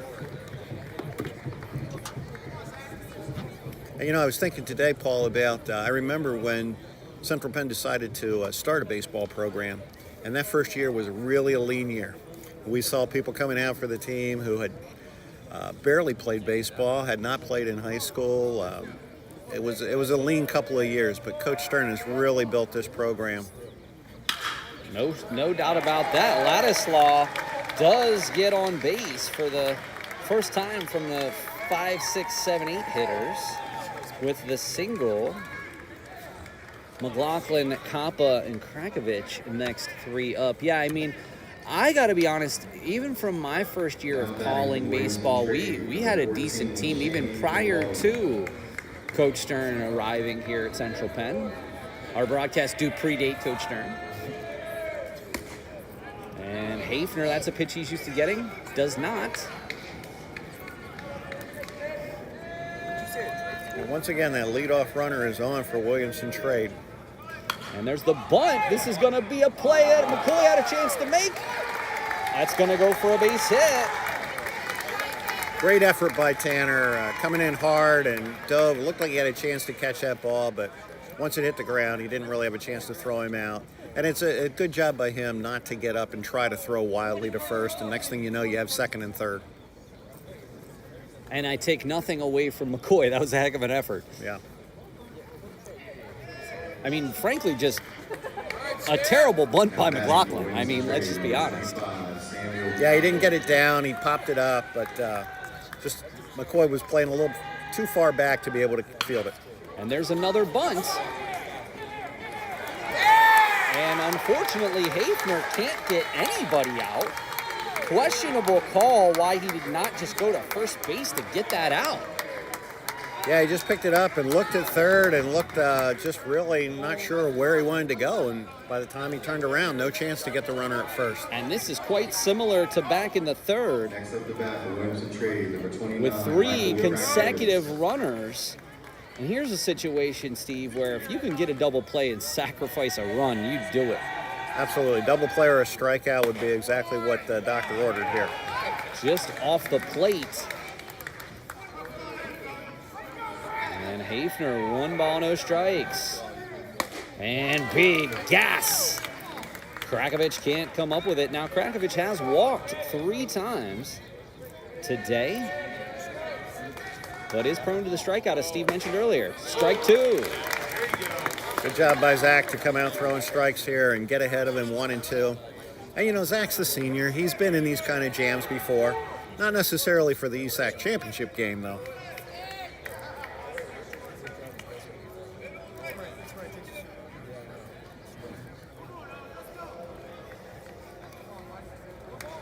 Top 6. Knights clinging to a lead, but bases loaded, no one out for Hafner. Struck him out with a changeup. Big pitch. Huge strikeout. Big strikeout there for Zach. Now if he could get that double play ball, you could get out of the inning unscathed. And I think that would really be a boost for Central Penn, give them a lot of momentum, and be a tough blow for Williamson Trade here in the 6th. Illing has reached base twice with a double, a run and an RBI, and walked back in the 4th. Flew out to right in the 1st. 1 for 2. Of course, Illing is the most dangerous hitter in this lineup, at least statistically speaking. Yeah, 42 for 105 coming in, so he's the guy you want up there right now if you're Williamson Trade. Off the plate, and again, the lack of consistency from the umpire here is just really frustrating. And strike 2. I mean, Zach should be out this inning. He's just getting the ball and firing away, and that's what you want to see. Well, the 2-2. It's going to be out of play about a quarter of about 2/3 of the way up the bleachers over to our right-hand side. A lot of action over in that area. There are some fans down there, even though there's many closer seats than over at the first base bleachers, but I actually like sitting over there. And this is going to be McCoy. McCoy comes home, so they at least get the lead runner. Yeah, good job by Tanner. That ball wasn't really hit hard enough to be a tailor-made double play, and he bobbled it a little bit in his glove there at first. Didn't panic, just stayed with it, made a good throw to home, and got that lead runner. Now you have 2 outs, and now an out anywhere gets you out of this inning. The Knights defense has really come to play today. While they do have an error up on the scoreboard, a lot of really fantastic plays. Back to the first inning with the unassisted double play by Zell. A couple of nice outfield plays by Gabe Kaufman and David Thomas. And some great infield plays by Tanner McCoy. And Wyatt Kozer even fielded his position quite well. And that's going to be foul and out of play. Going to be right up in section 201. And quickly, 1 strike. But again, Grande hit into that double play and singled with 2 RBI as 1 for 2 as he grounded out to second to end the 4th. And that's going to be fouling out of play, and better watch out down in the bullpen. Didn't quite get that far. Hafner's got 2 strikes here with 2 outs. He's got to be very careful where he places these pitches. Nothing, middle in, that's for sure. Yeah, and he had bases loaded, nobody out. Now he's got the bases loaded, 2 out and 2 strikes on the batter, but he's got to finish it off. And Hafner get out of this inning. And that's going to be right back up the middle. And good play by Boyer. He's coming home. And he's out!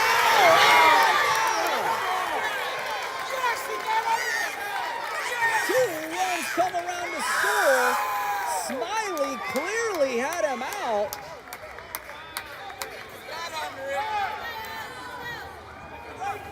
Yeah, we don't have the benefit of replay, unfortunately, Paul. It kind of looked like he got under the tag, and I think that's what the umpire said.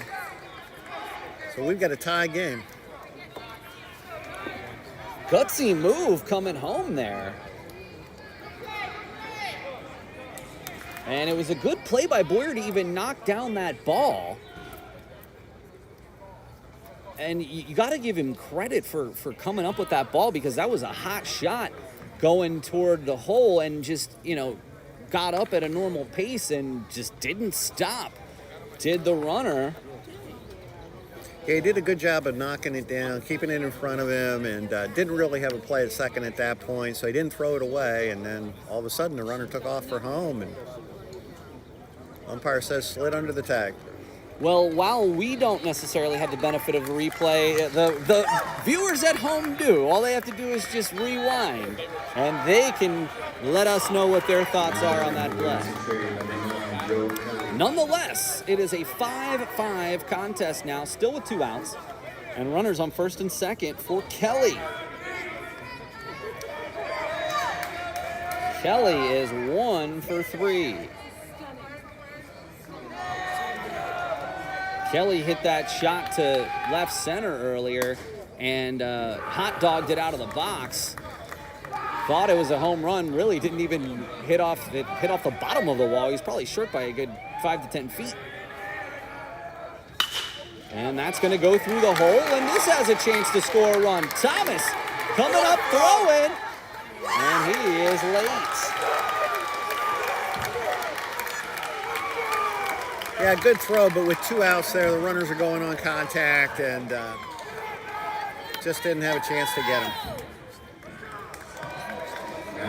And Hafner having a tough inning here with 3 runs across. Stevie was 1 strike away from getting out of this inning. And you remember, Paul, we said he's got 2 outs and 2 strikes. He's just got to finish it off, and just couldn't quite get it done.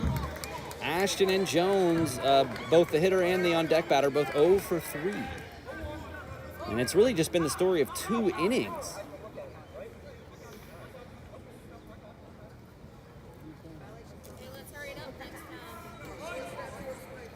I'm not entirely sure what they're talking about here. Probably something to do with the pitch clock. It's rare to see the pitcher or the umpire up on the mound. Yeah. Can't ever recall a time, at least recently, that I've seen something quite like that. I think there was a warning about the pitch clock, but Hafner works as fast as anyone I've ever seen. Yeah, he's been working quickly lately.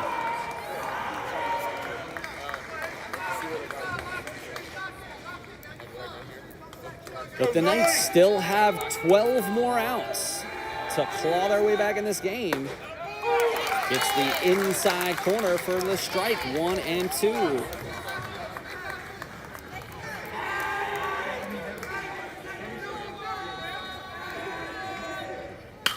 And that is almost hits Hafner. And what a heads-up play by Boyer to get out of this inning. But not before Williamson Trade tacks 3 up on the scoreboard to make it 6-5. Knights trail going to the bottom of the 6th. With that being said, the Knights will send Smiley, Zell, and Montero to the plate. We'll take a short break, and we'll be right back to see if the Knights can.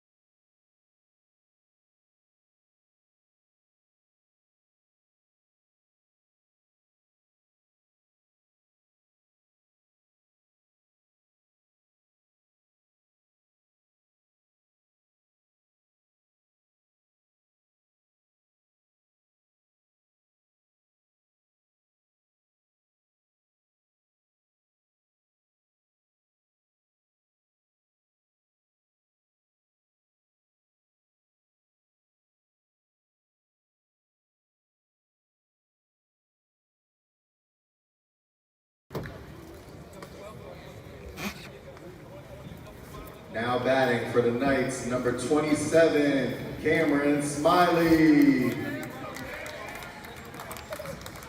Moving to the bottom of the 6th here. Knights trailing by 1 run now, 6-5, and Smiley leading off for the Knights. Again, the 9 and 1-2 batters. Really like to see a batter or two be able to reach base here, get some speed going on the bases. Smiley almost got on base the hard way there by taking one off the head. Was able to duck out of the way.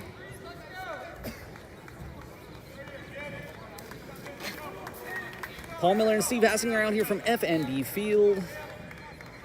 2 different innings, the 3rd and the 6th, where Williamson Trade has thrown up 3. The Knights scored 2 in the 2nd, 1 in the 3rd, 2 in the 5th, but trail 6-5. Quickly runs the count to 3-0. Smiley might think about taking a pitch here at 3-0. And that he does, Steve. Smiley 1 for 2 with that big double back in the 2nd inning with 2 RBI. And just about as nice of a day as you could possibly imagine. This is going to be a really tough play. And they give an effort down the right field line, but it is a foul ball. Yeah, really nice effort by the right fielder there, going full bore and slid, but about 3 feet away from catching that ball. A large crowd out here today. I was talking to Steve off-air, rivaled community night. Of course, Williamson does have some crowd here, which you'll give them that. I did feel a sprinkle, so hopefully we are clear from the rain. And straight back at us.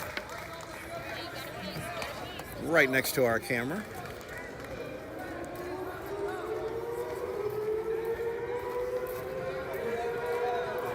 Three and 2 now. Big pitch here to see if we can get this leadoff batter on. Smiley doing a nice job of hanging in there, fouling off some tough pitches here.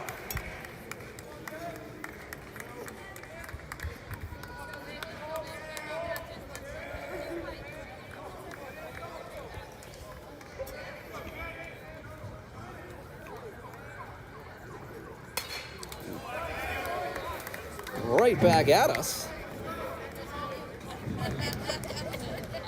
Might have been ball 4 there, but a tough pitch to lay off of with 2 strikes.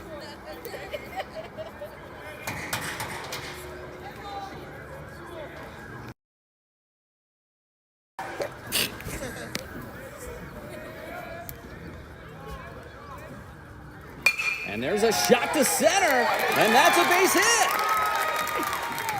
Huge at bat for Smiley, runs the count full and then gets a clutch base hit to give Owen Zell a runner on base. Looks like Lowen's coming in as the courtesy runner there for Smiley.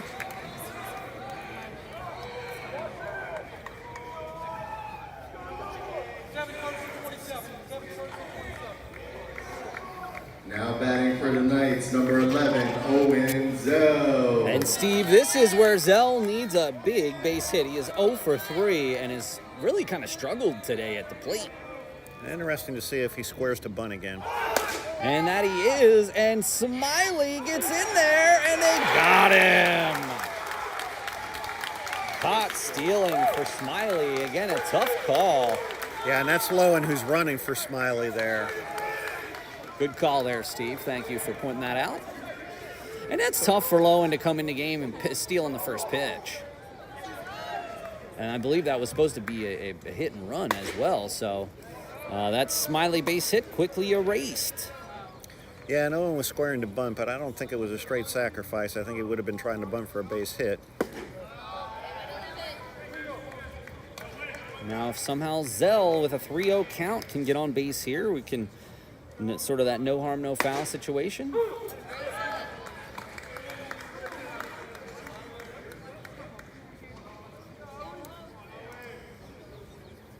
And Zell will walk.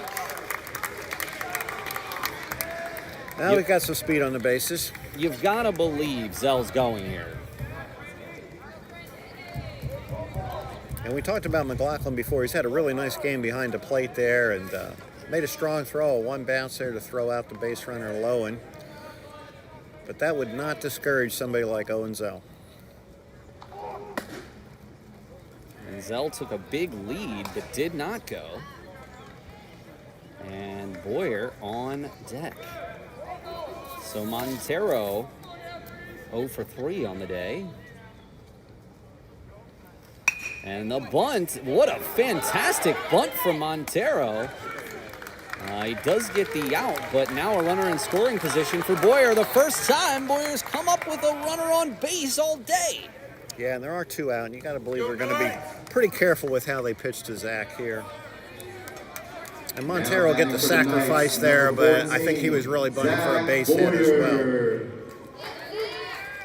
And this is Boyer's time. Was hit by a pitch, flew out, and walked.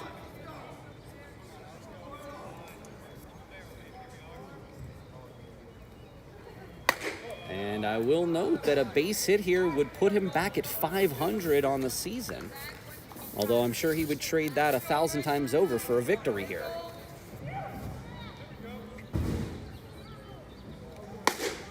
Outside, on the outside corner. Again, another one of those areas where sometimes a ball, sometimes a strike. Yeah, and we don't have a pitch count, but Nauman's thrown a lot of pitches so far. And that is going to be a bobble, and does come up with it. So that's going to retire the side. A run and one left, but no one comes across. We're going to go to the top of the 7th inning with the Knights trailing 6-5. We're going to take a short break, and we'll be back in just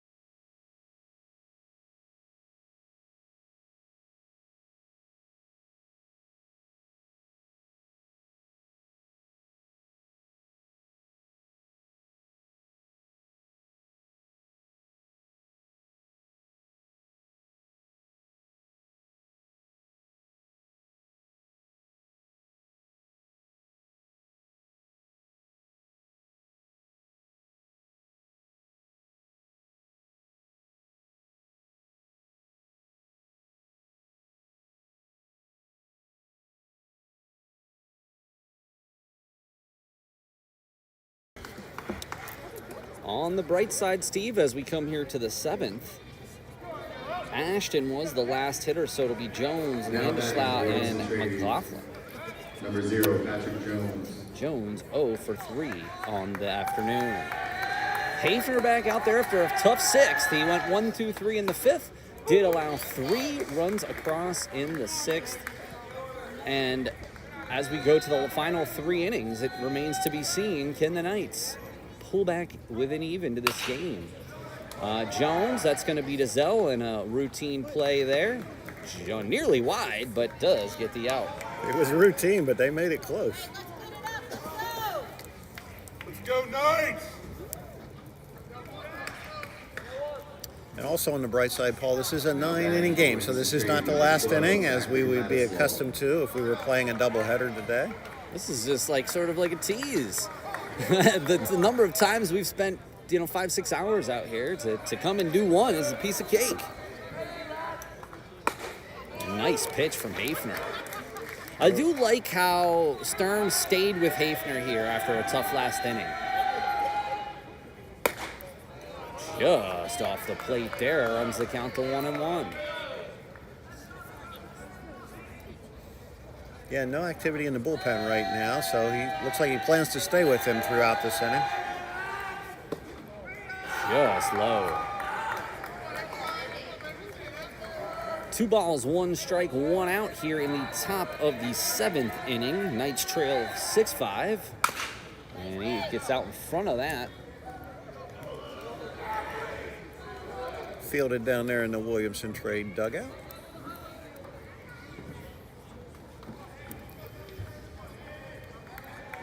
Haefner works the count to 2-2 to Landislau, who is 1 for 2. Was hit by Kozer back in the 2nd.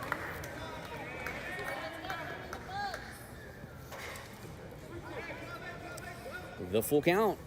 And there's a shot to left. That's going to be foul. And bounces into the Williamson Trade dugout. Really wasn't close, but definitely was hit well.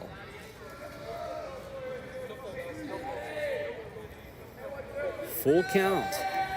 1 down here in the top of the 7th.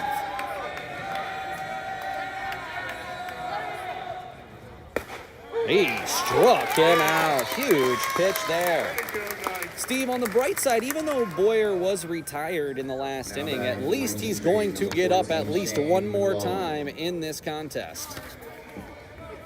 Yeah, and you've got 4, 5, 6 coming up, and we've already talked about what those batters have been able to do. So it'd be nice to see Haefner be able to get a 1, 2, 3 inning here and see if we can get the bats going in the bottom of the 7th. Just off the plate for Haefner. Zach is a senior. Of course, we talked about him in great detail on community night when he was honored in a game that he thought would be his last one here at FNB Field.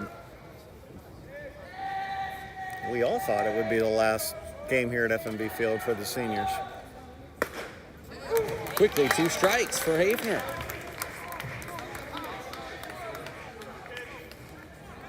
Yeah, I mean, at that point, it was still sort of up in the air, the seeding. Between Williamson, Central Penn, and even Bucks County still was in the mix. And he struck him. Apparently not. Wow. Look at Montero in center. It's just in disbelief. Probably one of the worst calls I've ever seen, Steve. Larry Anderson on the Phillies games often talking about those pitches right down. Now there we go. No doubt about it on that one. I'll tell you, the interesting thing is I saw a vignette, if you will, on social media about Buster Posey, and it was that exact same situation where he caught the 3rd strike, knew it was the 3rd strike, got up, and the umpire never indicated a strikeout. Buster Posey just got up, threw the ball back, and, because, Buster Posey's a Hall of Famer. But really shocking there. He didn't get the call, but you know what? He came right back and he pounded the strike zone. So congrats to Haefner. And 2 of his 3 innings have been 1, 2, 3 innings, to your point, with 2 strikeouts in that last one. All right, we're going to take a short break. We'll be back to the bottom of the 7th inning. Do up, Joseph.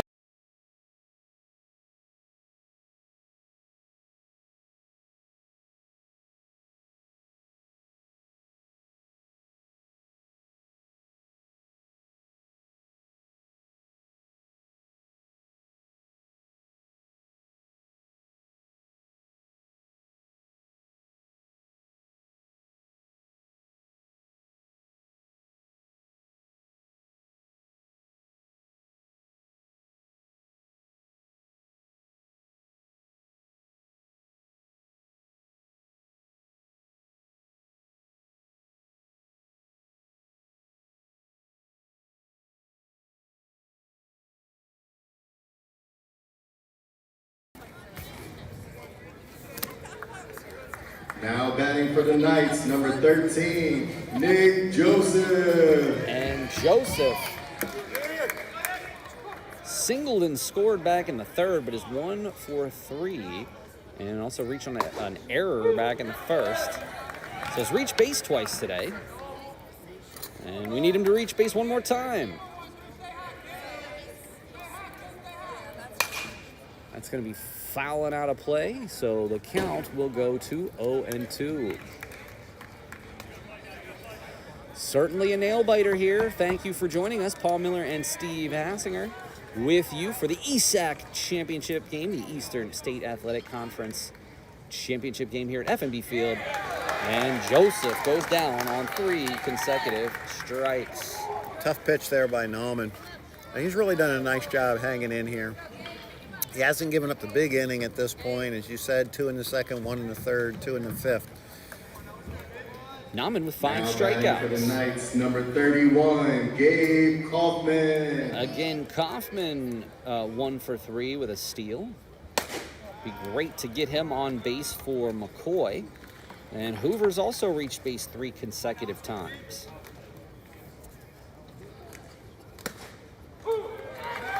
Kaufman quickly 2 strikes on another one of those sort of outside calls, which you never know which way it's going to go. And he, 1 ball, 2 strikes. That will look like the exact same pitch that Hafner threw for the ghost strike 3. The 1-2. This also could be like a Naked Gun sort of situation where the umpire has somewhere to be tonight. They did a good job of getting a piece of that one to stay alive here at 1-2. The 1-2. And he fights it off, and this is going to be foul by about, what, a foot and a half, maybe? Yeah, maybe. And gosh, that would have easily been 2, if not 3, for Kaufman. You know, Paul, I have to give a shout out to Williamson Trade. This is a much different Williamson Trade team than we saw last year. There's no question. They really struggled quite a bit last year, and you know, pitchers like Nauman here have really added to it, but just the whole team just playing a different brand of baseball this year. And Kaufman looks. 2 straight strikeouts. We've talked off air about Nauman's pitch count. Doesn't seem to be too effective with back-to-back strikeouts of Joseph and Kaufman. And that brings up Tanner Next McCoy. up, the bat for the Knights, number 43, Tanner McCoy.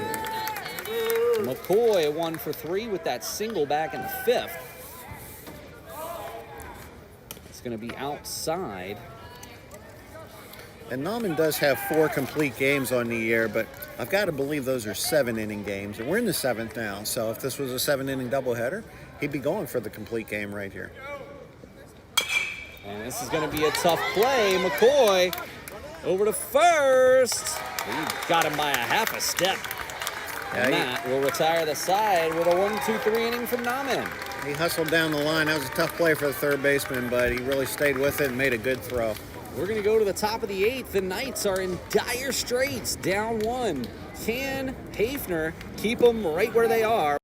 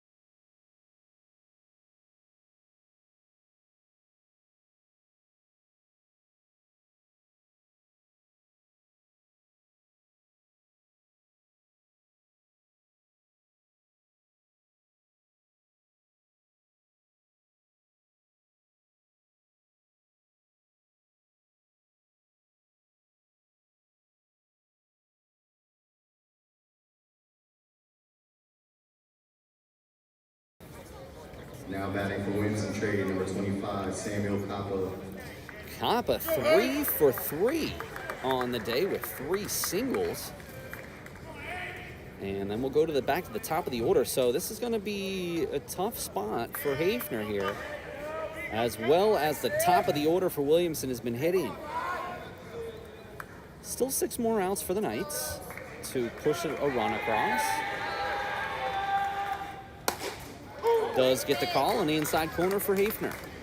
Yeah, really important here for Zach to try to keep this a 1-run game as we go to the bottom of the 8th. Off the plate, evens the count at 1.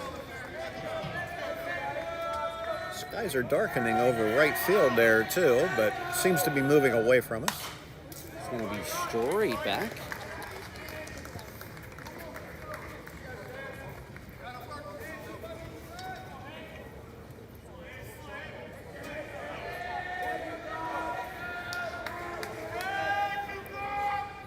The 1-2. And that's going to be right back up the box. It's going to be a really tough play. And a single 4 for 4 for Coppa. Once again, Paul, we have that leadoff runner on. Makes it really difficult to navigate the inning.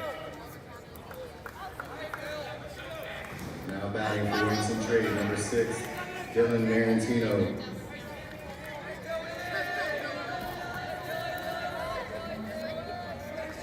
Infield a double play depth here. And Marantino, the pinch hitter.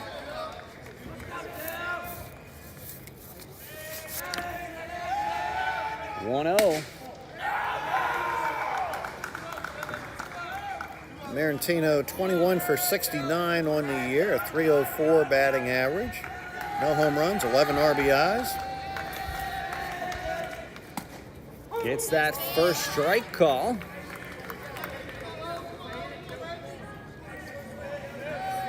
Two balls and 1 strike. Right back off Smiley. Got a piece of the mask, but didn't seem to phase him. Come on, Dylan.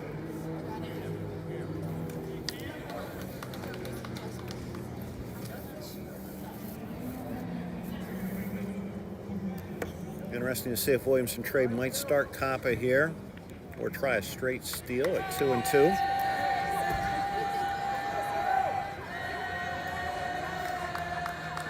He's going.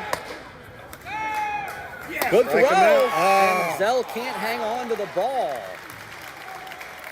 Zell's Yeah. slow to get up. That's a great throw by Smiley, but the ball and the base runner got at Owen's glove at the same time. It looked like he might have just kicked the ball out of the glove. Hoover is questioning the call. But nonetheless, a runner at second Now batting base. for Williamson Trade, number 17, Joshua Illing. Is an out regardless for Marantino. And again, Illing, one of the toughest batters in all of the Eastern State Athletic Conference, is 1 for 3.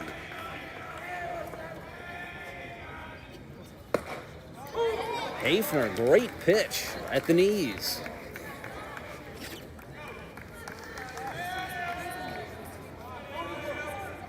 Haefner calls time. That may have been the ball that was kicked out of the glove, maybe it was scuffed.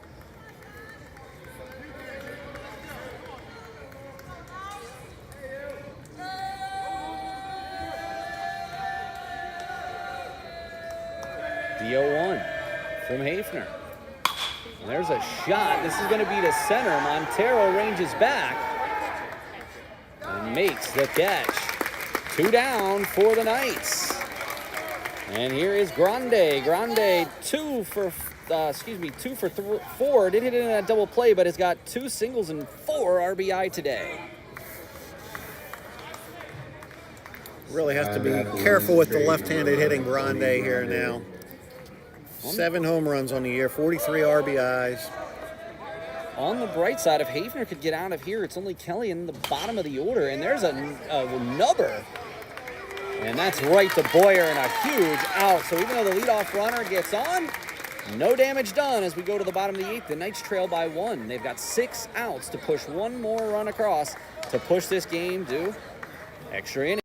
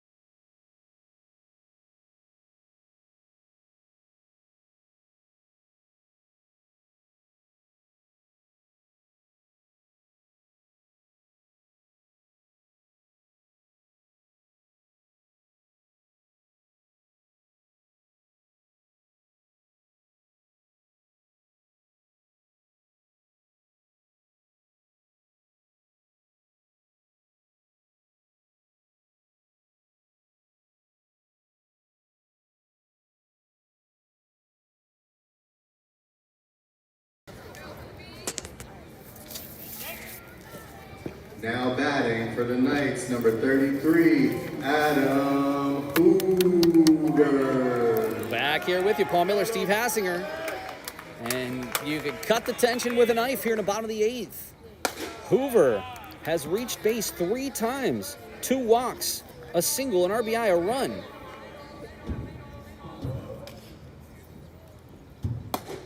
And catches the outside corner.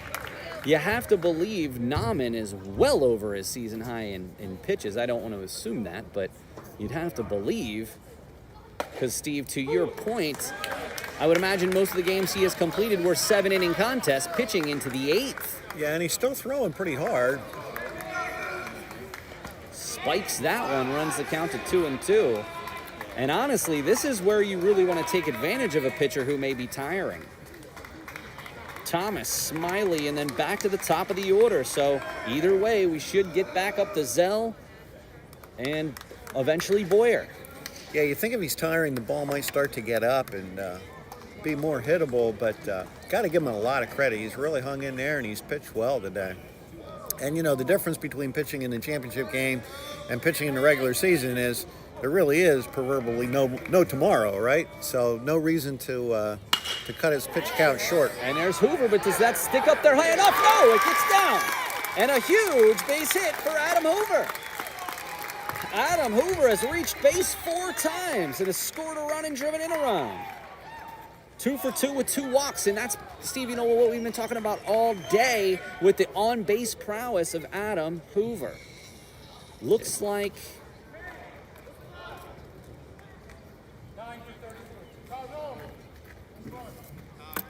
Tobin is going to run for Hoover.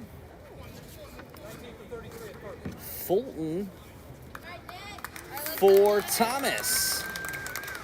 So, interesting call here from Now Coach batting Stern. for the Knights, number 9, Nick Fulton. Fulton, 6 of 22, no home run, 7 RBI on the season, and now a mound visit. And this could be all for Nauman. We're going to take a short break.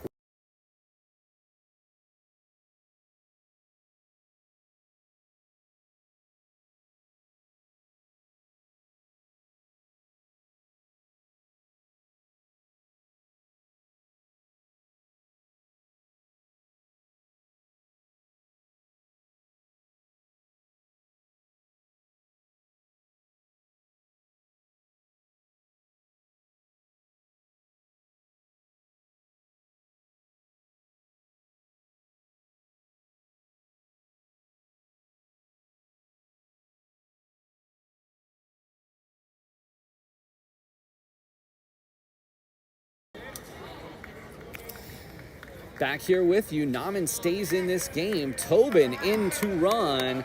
Is he going to be on the move? Fulton enters the game. Is Fulton going to be bunting? And he, very close play, but Tobin gets back in there. And they probably have the same idea that we do. Had the strategy meeting at the mound, but Coach Stern also had a meeting with the base runner and the batter. Tobin doesn't go. Fulton executes a perfect bunt that does get the lead runner. However, moves Tobin into scoring position for Cam Smiley. And Stern pitch hitting Fulton there, knowing that he was going to have him bunt. Probably had confidence in Nick being able to get it down for him. Smiley, remember back in the second, had that huge play, the 2 RBI double to get the Knights on the board. Also singled and is 1 for 3 on the, 2 for 3 on the day. One more base hit could knot this game at 6. And Tobin's got some incredible speed. Yeah, now with 1 out and down a run, you wonder if they would chance having Tobin steal third. 1 ball, 1 strike.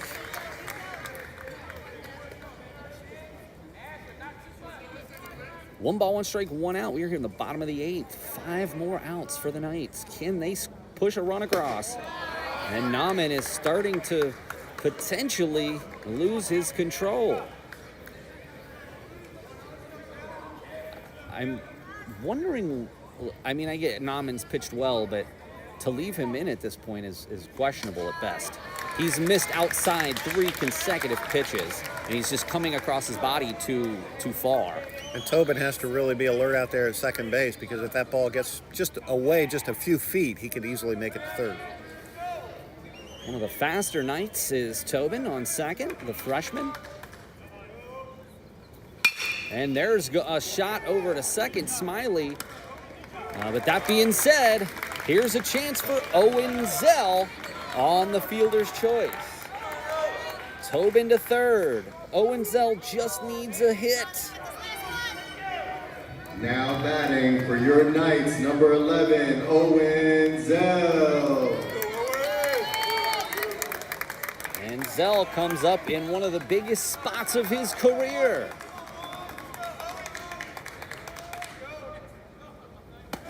Outside, ball 1. Now you do have that base runner at third, and of course there are more ways to score from third than second. And there's a shot up the middle! Owen Zell ties up this ball game at 6! What a huge hit! What a time for Owen's first base hit today. And here's the thing, Owen Zell has 42 steals on the season. Do you send him here with 2 outs? Absolutely. He's only been caught twice. That's like 98%. Absolutely, you send him.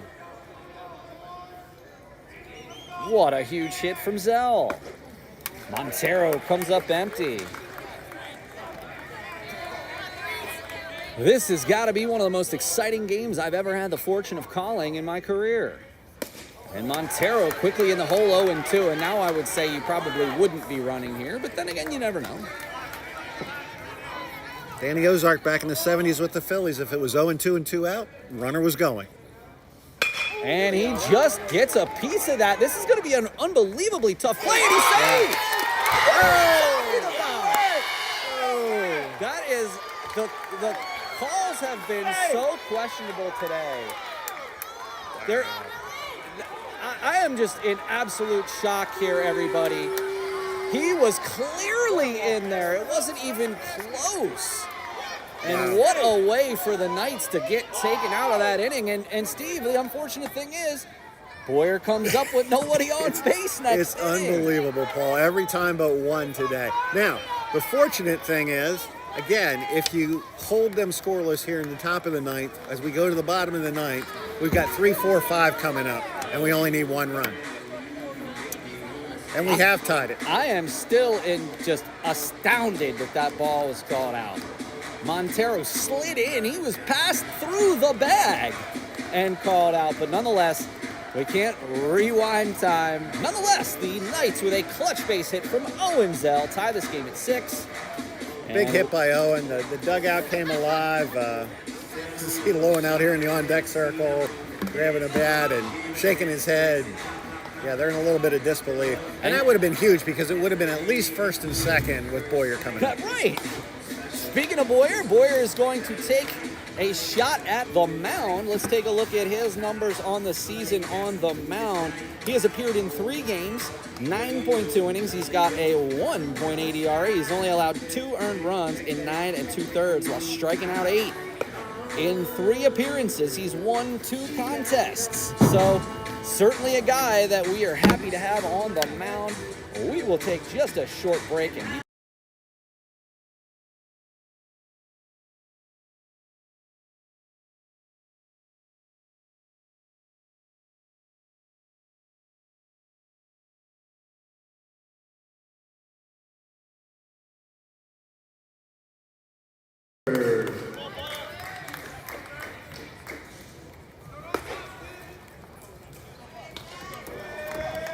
And as we mentioned, Kelly leads off, but then Ashton, Jones, and Landislau. For Williamson Trade, number 9, Joe Kelly. So Hafner came in and did a nice job. Other than the 6th, he did keep us in the ball game, pitching 3 clean innings. And, you know, to your point, Steve, it's just about keeping your team in the game. Yeah, and if the Boyer can hold them scoreless here in the top of the 9th, we have 3, 4, 5 coming up. And I believe Montero's moved to shortstop now. Big pitch there. As you mentioned, Montero in short. Looks like Tyrone Tobin in center field. I'm going to go out on a limb and say that Fulton is in left. What a game. Beautiful pitch from Boyer. In what most certainly is his final game here at FNB Field. A ball and 2 strikes and a quick stoppage in play. Thank you so much for joining us here with the Nightly News. Paul Miller and Steve Hassinger here with you. We're in the the top of the 9th, 6-6. Paul, this is what championship games should be. High and outside, 2 balls, 2 strikes.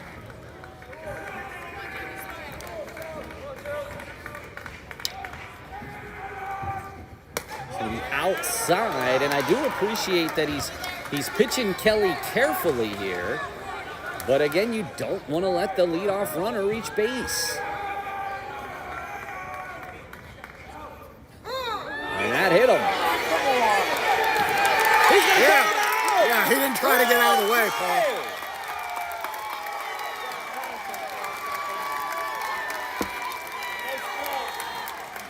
Yeah, this is going to be a controversial call, and the Williamson Trade team is not happy, but he made no effort to get out of the way, Paul. And the thing is, I think if he had tried to get out of the way, it would have been ball 4. If anything, I think he leaned into that pitch. I think that's what the issue was that he did lean into that pitch. But to your point, Steve, that ball was off the plate. Definitely. That was easily ball 4. Definitely. Why would he do that? That makes no sense whatsoever. No, that's a big play. Really big play. And instead of having a runner on first and no one out, quickly, 1 down. I will say, Steve, I've seen that happen before, but never in the 9th of a tied ball game. And here, they're going to go right back to Boyer. And Boyer is an excellent fielder in his own right. And you can hear the crowd for the Knights. Gosh. A good idea by the hitter there, coming in at 150 on the season, just trying to get on base and get a base runner on there, but he just bunted it right back to Zach. Zach had plenty of time to get him. And as Jones, high. And Paul, if Zach can get a 1-2-3 inning here, do you think he's going to have any momentum coming to at bat? I would imagine so. Big strike on the outside corner.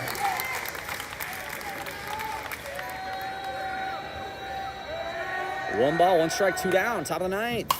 And that ball's going to be out of play. Now that one's got a chance at the parking lot.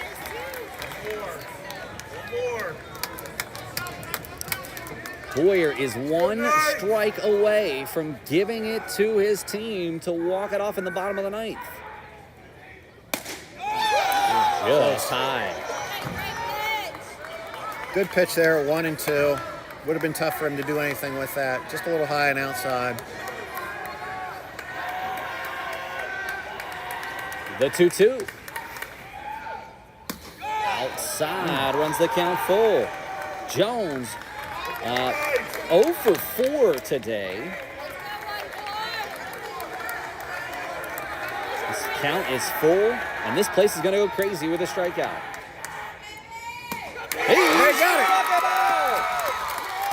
What an inning from Zach Boyer. A controversial call let it off, but clean inning for Boyer, and guess who comes up first? That could walk this off with a home run. Yeah, Zach Boyer. Jones was not happy with that call. He thought it was outside. He thought he was on first base, but tough call, good pitch. And they're sending Nauman back out there for the bottom of the ninth.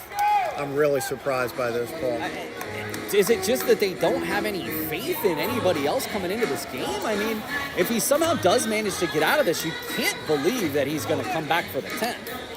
I mean, when you look at other ERAs on the team, I see 7.67, 7.4, 10.7, 7.59, 3.86, but that's only with 7 innings pitched. So, I mean, their team ERA is 8.44, and he's coming in at 3.92. So he's far and away their best pitcher. And again, as I said before, there is no tomorrow unless you're going to the Small College World Series. In which case, I think it's another week or so before that even starts. Yeah. So. Yeah.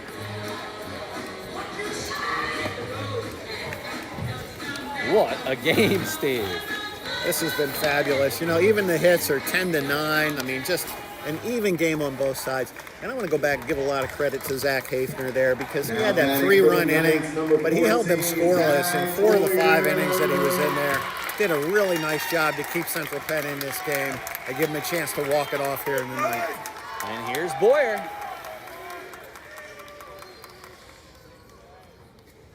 And he wanted it there, smokes it down the first baseline. This is Boyer's 5th at bat against Nauman, and if nothing else, isn't that a reason why you would want to switch pitchers here? Because all of these guys have seen him 4 other times. And he got just under that. Kelly over to the first base, does make the catch and retires Boyer. Huge out there for Williamson to keep the leadoff batter off, especially when it's Zach Boyer. Now at bat for your Knights, let's give it up for number 13, Nick Joseph. Joseph 1 for 4 on the day with a single and a run scored. Did reach on an error back in the first, and that's going to be low. Still thinking back to the first batter of the second, or the ninth inning for Williamson that took the hit by pitch but was called out. Yeah, that was a huge play in this game. And he almost gets it. At that point, I would have just let it hit me. No, if you don't move into the ball, like. There's right back up the box. Exactly what we need. Joseph the single. Joseph has 9 stolen bases on the season and only 1 caught. And Paul, the guy you'd want to see coming to the plate other than Zach Boyer would be Gabe Kaufman. Hitting 397 with 16 RBIs coming in.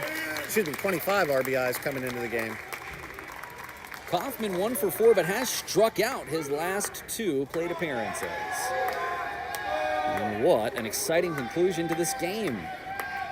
And there's a shot! And that's going to hold the runner at first. So back-to-back singles for Tanner McCoy. McCoy, second on the team in RBI this year. And Steve, a base hit to the outfield could walk this game off. For your Knights, let's give it up for number 43, Tanner McCoy. And it looks like this could be it. I don't know if he's going to leave him in, but gosh, this would be a tough spot to bring a reliever in here. Boy, it really would, but it just seems like Nauman doesn't have quite as much on the pitches this inning. Definitely not. And who can blame him, really? He's gone 8 1/3 innings, giving up 11 hits. Well, right, and we don't have the accurate, of course, the stats will be available after the game, but we don't have an accurate representation of exactly how many pitches he has. But, I mean, he's easily has to be over 100. I mean, there's no question. And I would say probably closer to 120. Oh, he's still in the game. I mean, at this point, you kind of just got to ride with him. Can Tanner McCoy somehow have a base hit? And Hoover on deck has reached base 4 times. Big spot for the freshman, McCoy. And just off the plate. Good eye from McCoy. Yeah, and there just isn't as much on those Nauman pitches as there was for the first 8 innings.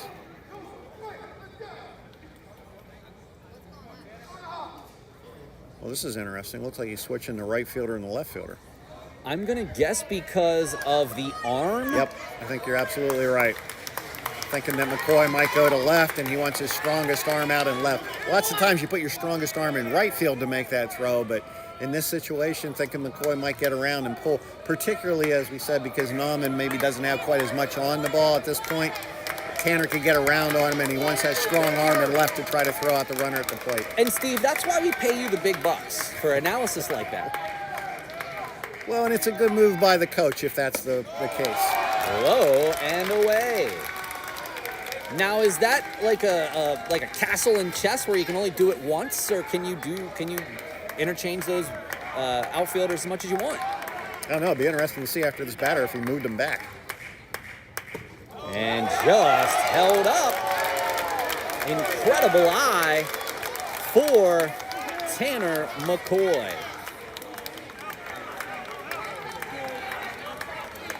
And you got to feel a little bit for Nauman here. He has pitched so well and really battled, but he just looks tired out there right now.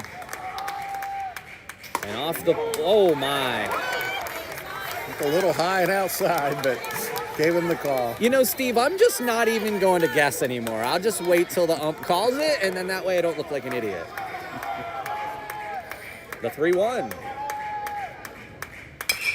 And that's out of play, so Nauman battles back to run the count full. Definitely some clouds here. Let's hope the Knights can just finish this game here before the rain comes in. So 3-2 with 1 out, Paul. Are you going to send the base runners? Absolutely not. Because then you hit right into a double play, inning's over. And that's going to be right. It's a base hit. And here he comes. This could be it. This could be it. The Knights win. ESAC Championship. 7-6. Oh my God. Tanner McCoy with the RBI. Game-winning RBI. And you can't see it, but there is a dog pile over by first base. Wow. What a game. Wow. What a huge hit for the freshman, Tanner McCoy. You know, we talked about him pulling the ball and the left fielder having a chance to throw him out. He didn't try to do too much. It was 3-2, and he just went right back up the middle with it. Steve, I gotta be honest with you, I don't even know where to start. The number of amazing plays in this game that made all of the difference. Back to Owen Zell's RBI to tie this contest. Zach Hafner did have a rocky inning, but managed to pitch 3 of 4 clean, including 2 1-2-3 innings. Zach Boyer to come in. He's going to get the victory in this game, in his final game here at FNB Field. What might be his final college game, wins the ESAC and keeps the Knights at least alive for the Small College World Series. Again, we're not an automatic bid league, so we're just going to have to wait and see. But Steve, I got to be honest with you. I have called almost every Knights home game since 2018, and this is by far the best game that I've ever had the opportunity to call. Incredible this was game. Amazing. Incredible game, incredible effort by the Knights. And let me say, an incredible effort by Williamson Trade. And we take nothing away from Williamson Trade. They were they played us tough. They were in this game the whole time. And man, you've got to give this guy just an absolute ton of credit here. He made it the entire way. My hat's off to Jacob Nauman. I mean, he battled. We're going to try to get down to Abbee for a word with the Nightly News Player of the Game, Tanner McCoy. McCoy 2 for 5, but the biggest base hit of his career thus far. We're hoping to get McCoy down here. It's going to be just a few minutes. They're celebrating on the field with the ESAC Champions banner. We can kind of see them there over on first base. Sorry, that angle is not good. We're trying to get down to Abbee Breski to talk with Tanner McCoy as the rain begins to fall. And they made an announcement for parents that want to come over and get pictures. Tough loss for Williamson Trade there. They really played well. They battled in this game and throughout the year. What a game. I mean, I don't even know what to think at this point. I mean, first of all, congratulations to the Knights. School record in victories, back-to-back ESAC champions, really alive for the Small College World Series. And gosh, you just got to give Coach Stern and his team all the credit in the world. Wyatt Kozer wasn't his sharpest, Steve, but managed to keep us in the game with some timely pitching and some excellent fielding. And we got enough offense to keep it at 3-3 when Wyatt went out. And then the Knights took the 5-3 lead. And Williamson came back in the next inning with 3 of their own. And right there, it would have been easy for the Knights to kind of get down. And, after giving up 3 innings there, or 3 runs in that inning, but they just did a great job. And we just had a Gatorade bath out there, I think, for Coach Stern. I'm going to try to go over to some of the action here over on the first baseline. And we do have Abbee Breski standing by. But we obviously want to let the guys celebrate as the Knights victorious in the ESAC Championship game for the second consecutive year, 7-6. And what a feeling. And Tanner McCoy is one of those players that we really saw mature throughout this season. And you've talked about it repeatedly. He got off to a little bit of a slow start, but really came on in the second half and just came up with some huge at-bats. But I also want to talk about his defense here. I mean, he played a really good third base in this game as well and made some big plays that could have been turning points in the game if those batters had reached. And again, we're just holding on here to try to get a word with Nightly News Player of the Game, Tanner McCoy, with the game-winning RBI for the Knights. Again, great defense. Went 2 for 5 on the day with that single back in the 5th. And so his second single, and hopefully we'll have a chance to get him down here in just a second.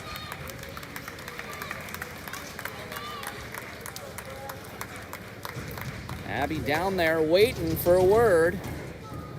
And here is McCoy.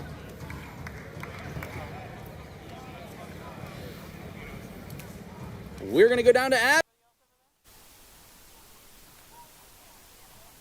All right, down here with Tanner McCoy. So I was nervous for you. 1 out, bottom of the 9th, people on base, and you come up. I mean, what is that feeling like? It was a little weird. It was 3-0. I knew that I had to just stay patient. I need to stay with myself. He gave me like a take sign, take till I get a strike. I just fouled off a pitch that wasn't really mine, and then I just remember what Hoover said was just staying within myself and try to take something up the middle of the end of the game. For sure. It's definitely that confidence and that practice that goes into play at the end of the game. Yeah. So what do you think, going into whatever comes next for you guys, how do you take this into either the small college or the next season? Well, sadly, we're not in the Small College World Series this year, but next year, I think we'll be in it, and we'll have to run it back 3 times. Yeah, I think so. But congratulations, big ending, and great season. Yeah, thank you. All right, special thanks to Tanner McCoy. Congratulations on the game-winning RBI. And Steve, I have to be honest with you, not only is it such a pleasure that I get to call games with you here, I got to be honest, I'll never forget this day as long as I live. So it was been an honor to get to call this game with you and be here all season, and we certainly look forward to being back here next year for Knights baseball. But Absolutely. gosh. Yeah, I mean, I appreciate you and the Knights taking me along for the ride. It's been a labor of love this year. And, you hope that they might get that opportunity to go to the Small College World Series, because we have really seen this team just battle and really mature, getting off to a little bit of a slow start early in the season, but getting great experience. We talked about that before, and then, turning it around and really finishing the season strong here, and no better way to finish it than with an ESAC Championship. Couldn't have said it better myself. Well, that's going to do it for us. Thank you so much, all of the fans out there that tuned in, and all the kind words that we've received from parents and fans. All I can say is keep an eye on centralpennknights.com for more information about the potential Small College World Series berth. But no matter how you slice it, the Knights are back-to-back Eastern State Athletic Conference champions, and this time they got to do it in front of the home crowd. For Paul Miller, for Steve Hassinger, we'll see you again next year.